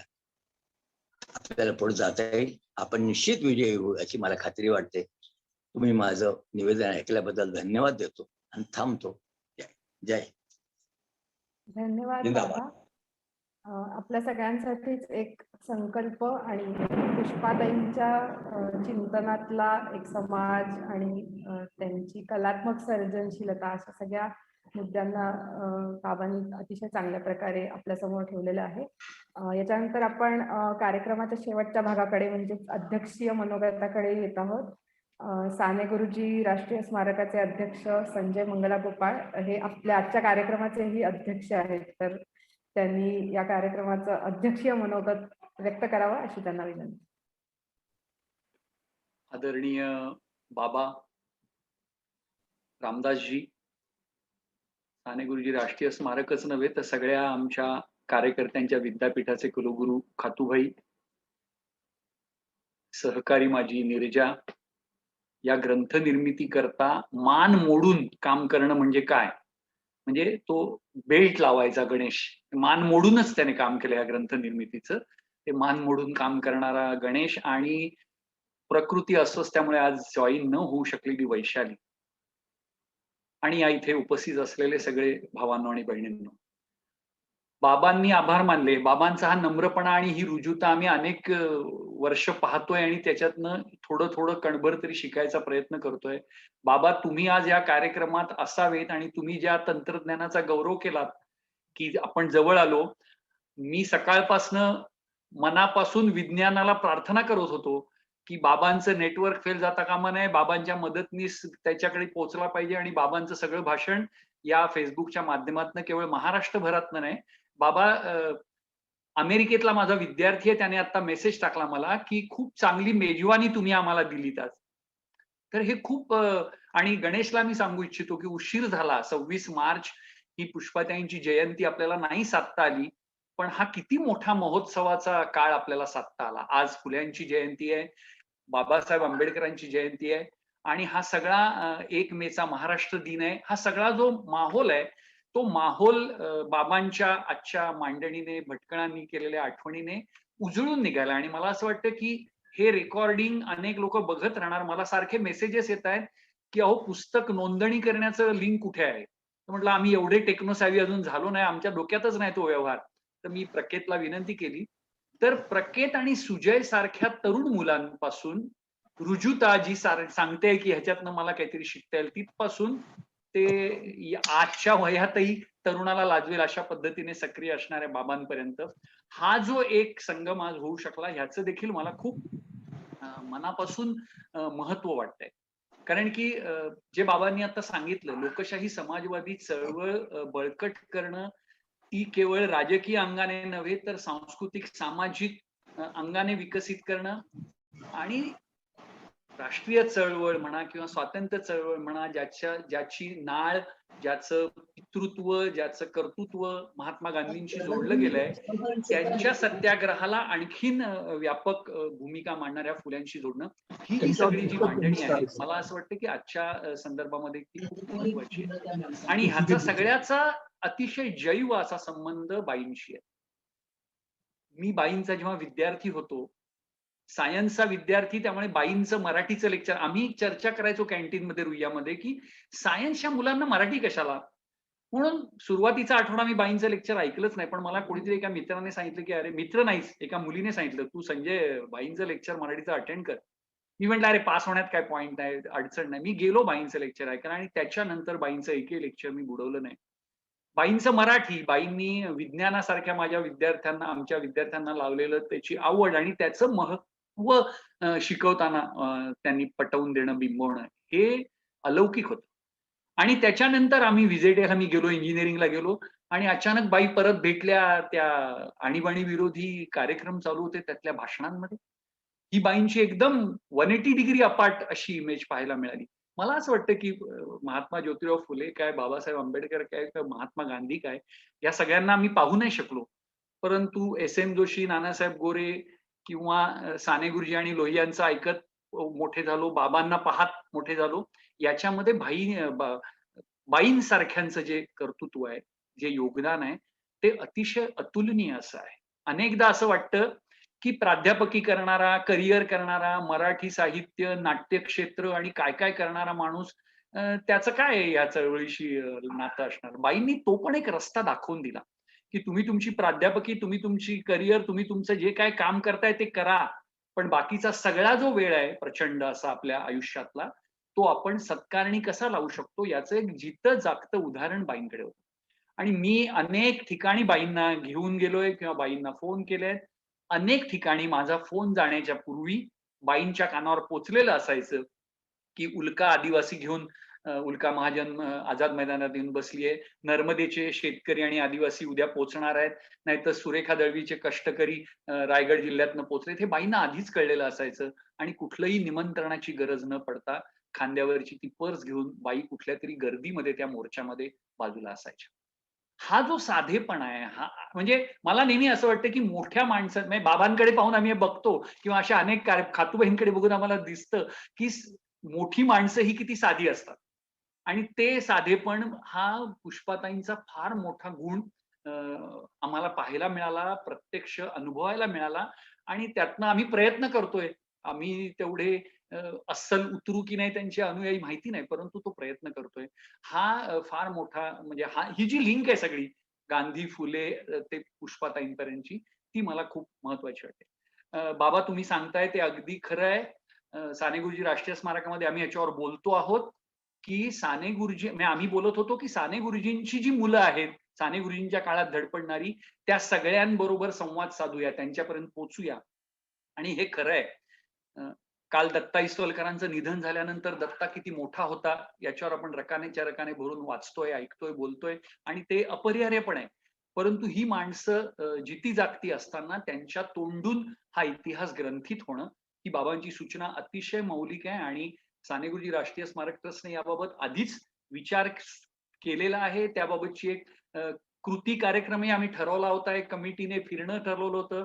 कोरोनामुळे हे जमलं नाहीये, परंतु आम्ही म्हणतोय टेक्नॉलॉजीचा वापर करून स्काईपवर किंवा झूमवर देखील अशा मुलाखती या मान्यवरांच्या आपण करूया आणि त्या रेकॉर्ड करून ठेवूया. तंत्रज्ञानात आपल्या मदतीला आहे, कारण की हा ठेवा हा खूप मोलाचा आहे पुढच्या भविष्य घडवण्यासाठी. आणि बाबा तुम्ही हे जे सांगितलं ते अगदी योग्य आहे. साने गुरुजी राष्ट्रीय स्मारकाकडनं तुम्ही जी दुसरी अपेक्षा व्यक्त केली आहे की हा केवळ ग्रंथ प्रकाशन किंवा हा नवा पायंडा साने गुरुजींचं एक विलोभनीय आणि क्रांतिकारक जे प्रतिमा आहे ती जोपासणं आणि ती पुढे नेणं, त्याच्यातनं क्रांतिकारी विचारांचे, समाजवादी शीलाचे, लोकशाही समाजवादाचा विचार अंगीकारलेले आणि तो पुढे नेणारे असे कार्यकर्ते घडवणं हा देखील आमच्या समोरचा उद्देश राहिलेला आहे. गेली 20 वर्ष साने गुरुजी स्मारकामध्ये जी छावणी झाली, त्या छावणीमधनं 1 ते 8 मे ठरलेल्या तारखांना हजारो युवक आलेले आहेत आपल्या संपर्कात आणि त्यांच्याबरोबर आजही त्यांच्याशी आमचा जैव संबंध आहे. तेव्हा हे एक महत्वाचं काम आम्ही निश्चित करू, याबाबत प्रश्नच नाही. रामदासजी म्हणाले ते अगदी खरं आहे की म्हणजे ते खरं आहे, फक्त ते कसं काय झेपणार ते मला माहिती नाही. पण रामदासजी स्वतःच प्रकाशन व्यवसायात आहे, तर आम्ही त्यांची पण मदत घेऊ आता या कामामध्ये. की पुष्पाताईंचं हे जे इतकं अलौकिक संचार आहे सर्व ठिकाणचा, म्हणजे इंडो पाक फोरम आणि त्यातल्या पाकिस्तान भेटीचं त्यांचं सगळं वर्णन आणि पाकिस्तानमध्ये एक मुलगा अचानक पुष्पाताईंना हॉटेलमध्ये भेटतो आणि माझ्या घरी या, आईने तुम्हाला बोलवलंय. आणि पाकिस्तानातले सगळे सहकारी मित्र पुष्पाताईंना सांगत होते की असा अपरिचित मुलाबरोबर पाकिस्तानात कोणाकडे तरी जाणं हे श्रेयस्कर नाही. पुष्पाताई आणि जतीन रात्री त्या मुलाच्या घरी गेले, आईला भेटले. ही तो एक प्रकारची निर्भयताच आहे आणि हा एक प्रकारची रुजुता पण आहे आणि मानवी संबंध जोपासण्याचा एक अतिशय नैसर्गिक असा वारसा पण पुष्पाताईंनी पुढे आणून ठेवलाय, जो आपल्याला जपावा लागेल. तर ते हे जे सगळं व्यापक असं संचार होता पुष्पाताईंचा, त्यावर एकेकावर एक पुस्तक होऊ शकेल इतका ऐवज आहे, परंतु किमान त्याच्याबद्दलचं डॉक्युमेंटेशन आणि लेखन हा जो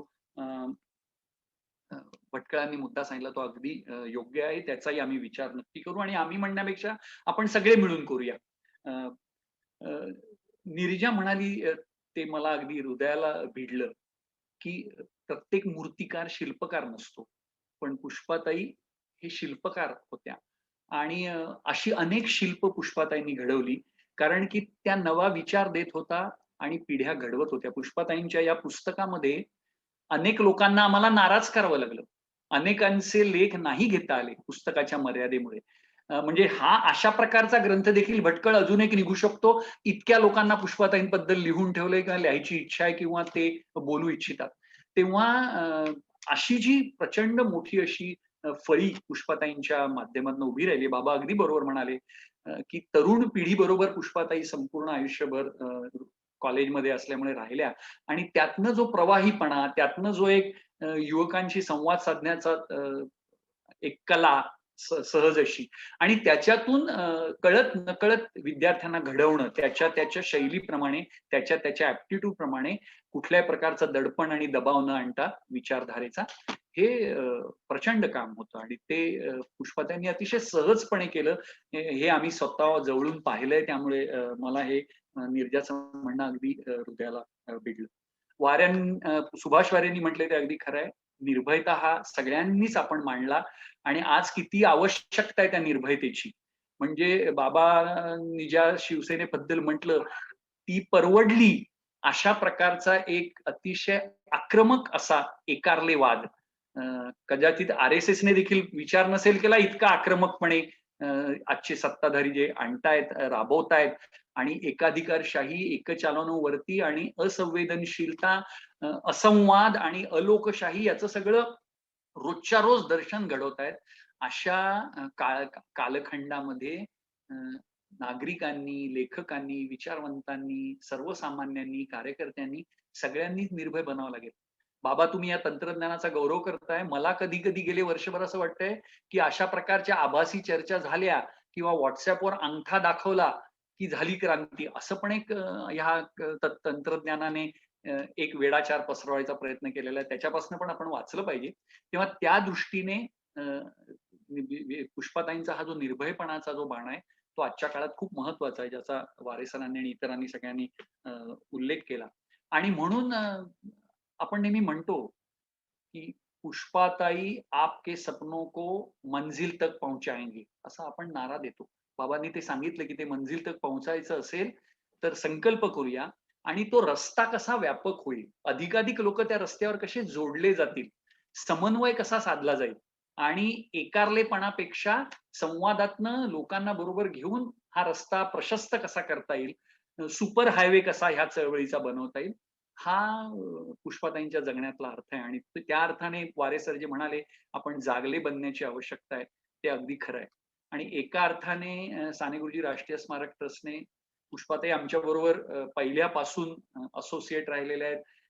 बाबा, रामदास भटकळ आणि हे सगळेच लोकशाही समाजवादी विचाराचे सगळे, मृणालताई, ही सगळी मंडळी प्रेरणास्थान राहिलेली आहे या स्मारकाच्या जडणघडणीमध्ये. सुधाताई भोडा आणि इतर सगळेच, मी सगळ्यांची नावं इथे घेत नाही, परंतु या सगळ्यांना बांधून घेत हे स्मारक उभारताना जे कसब सगळ्या कार्यकर्त्यांनी दाखवलंय त्याच्याहून अधिक कसब, त्यातून अधिक कलाकारिता. बाबांनी जे सांगितलं पुष्पाताईंचं वैशिष्ट्य की सर्जनशीलतेची जी दोन अंग आहेत महत्वाची, चिंतनशीलता आणि कलात्मकता, हे दोन्ही सांभाळण्याचा प्रयत्न आणि त्यातून पुढे जाण्याचा प्रयत्न, हे सगळं एका अर्थाने साने गुरुजींच्या अंतर्भारतीचं स्वप्न आहे आणि ते स्वप्न विकसित करण्याचा आपल्या परीने प्रयत्न स्मारक करताय. आणि त्या प्रयत्नातला एक छोटासा दगड म्हणूया, एक छोटासा माइलस्टोन म्हणूया, एक छोटासा प्रयत्न म्हणूया, तो आज सफल झालेला आहे. आणि गणेशने प्रास्ताविकात सांगितलं ते अगदी खरं आहे. म्हणजे एका बाजूने त्याचा तो विनय आहे पण एका अर्थाने ते खरं आहे. विनय अशा अर्थाने की गणेशने जेवढी मेहनत घेतली तेवढी आम्ही कोणी घेतलेली नाही, हे मी मुद्दाम इथे सांगू इच्छितो. गणेश विस्पुते आणि वैशाली रोडे यांच्यासाठी खूप मोठ्या टाळ्या सगळ्यांनी आपापल्या ठिकाणी मांडला, त्यामुळे हा ग्रंथ आपल्यापर्यंत आलेला आहे. तर परंतु ह्याच्यामध्ये जी टीम आहे, याच्यामध्ये जे एकमेकाला मदत करणं आहे, एकमेकांना साथ देण्याचं काम आहे, इट वॉज फिनॉमिनल. आणि शेवटचा मुद्दा मला सांगायचा आहे मुद्दाम. सुभाष वारेंचा फोन आला एकदा, अरे बाबा आणि मी ठाण्याला येतोय. बाबा ठाण्याला येतायत? हल्ली काय झालंय, पूर्वी पुण्याहून मुंबईला जाणारा रस्ता ठाण्यातनं जायचा, तेव्हा बाबा मुंबईला जायचे, ते ठाण्यातनं जायचे. कळवा आलं की बाबांचा फोन यायचा आणि आम्ही म्हणायचो बाबा या. तर आता तो मुंबईचा हायवे डायरेक्ट झालाय, ठाणा बायपास करून टाकलाय. बाबा ठाण्याला येत आहेत म्हटलं, आम्ही एकदम खुश. वारे सर म्हणाले फार कमी वेळासाठी येणार आहोत, कमलताई विचारेंना सामाजिक कृत्य निधीचा गौरव अर्पण करण्यासाठी त्यांच्या घरी जायचंय. आम्ही गेलो, तिथूनच आम्ही पुष्पाताईंना भेटायला गेलो, तेव्हा इस्पितळात होत्या पुष्पाताई. त्या कमलताईंना जेव्हा समजलं, आंदोलनच्या मासिकामध्ये मी शेवटच्या पानावर ह्या ग्रंथाविषयीचं अपील टाकलं होतं.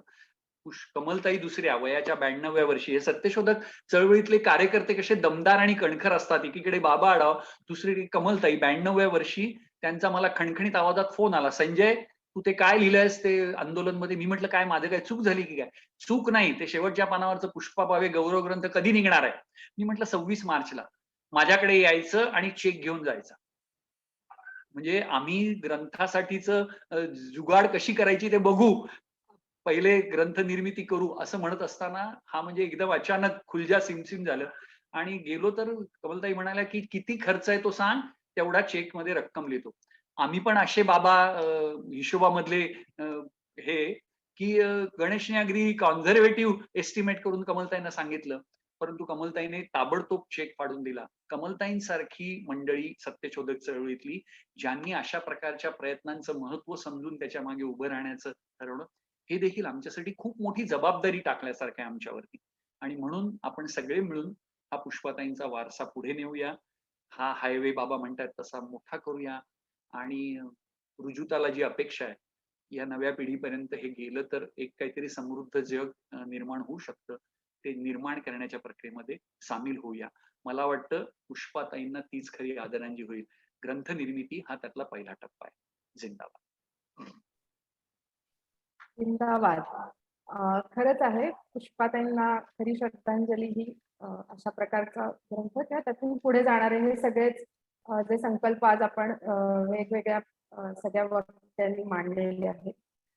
आता कार्यक्रमाचा शेवटचा थोडासा अपरिहार्य भाग तो म्हणजे आभार प्रदर्शन.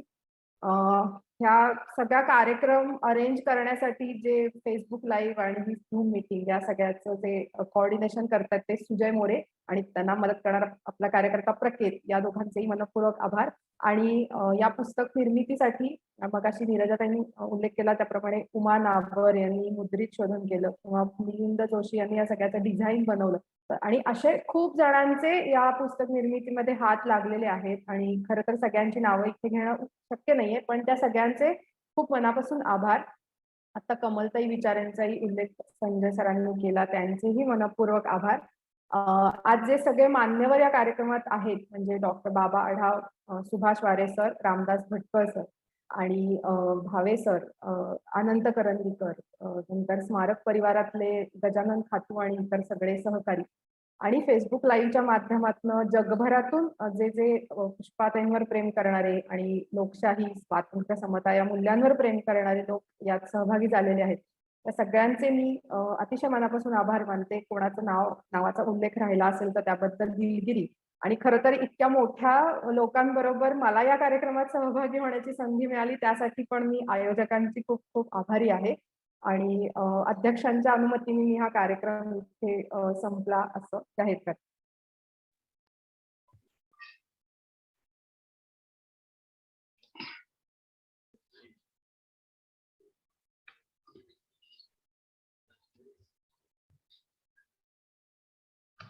थँक्यू. आज आलेला जे 2 लेख आहेत लोकसत्ता आणि मठामध्ये, रणधीर शिंदे आणि प्रवीण बांदेकर, त्यांचे सुद्धा आभार. खूप चांगलं ओळख पुस्तकाची करून दिलेली आहे त्यांनी. विनोद शिरसाट आणि राम हो. जगताप यांनी सुद्धा याविषयीचे लेख छापलेले आहेत. त्यांचे हो, हो. सुद्धा आपण त्यांचे आभार मानायला हवेत. धन्यवाद.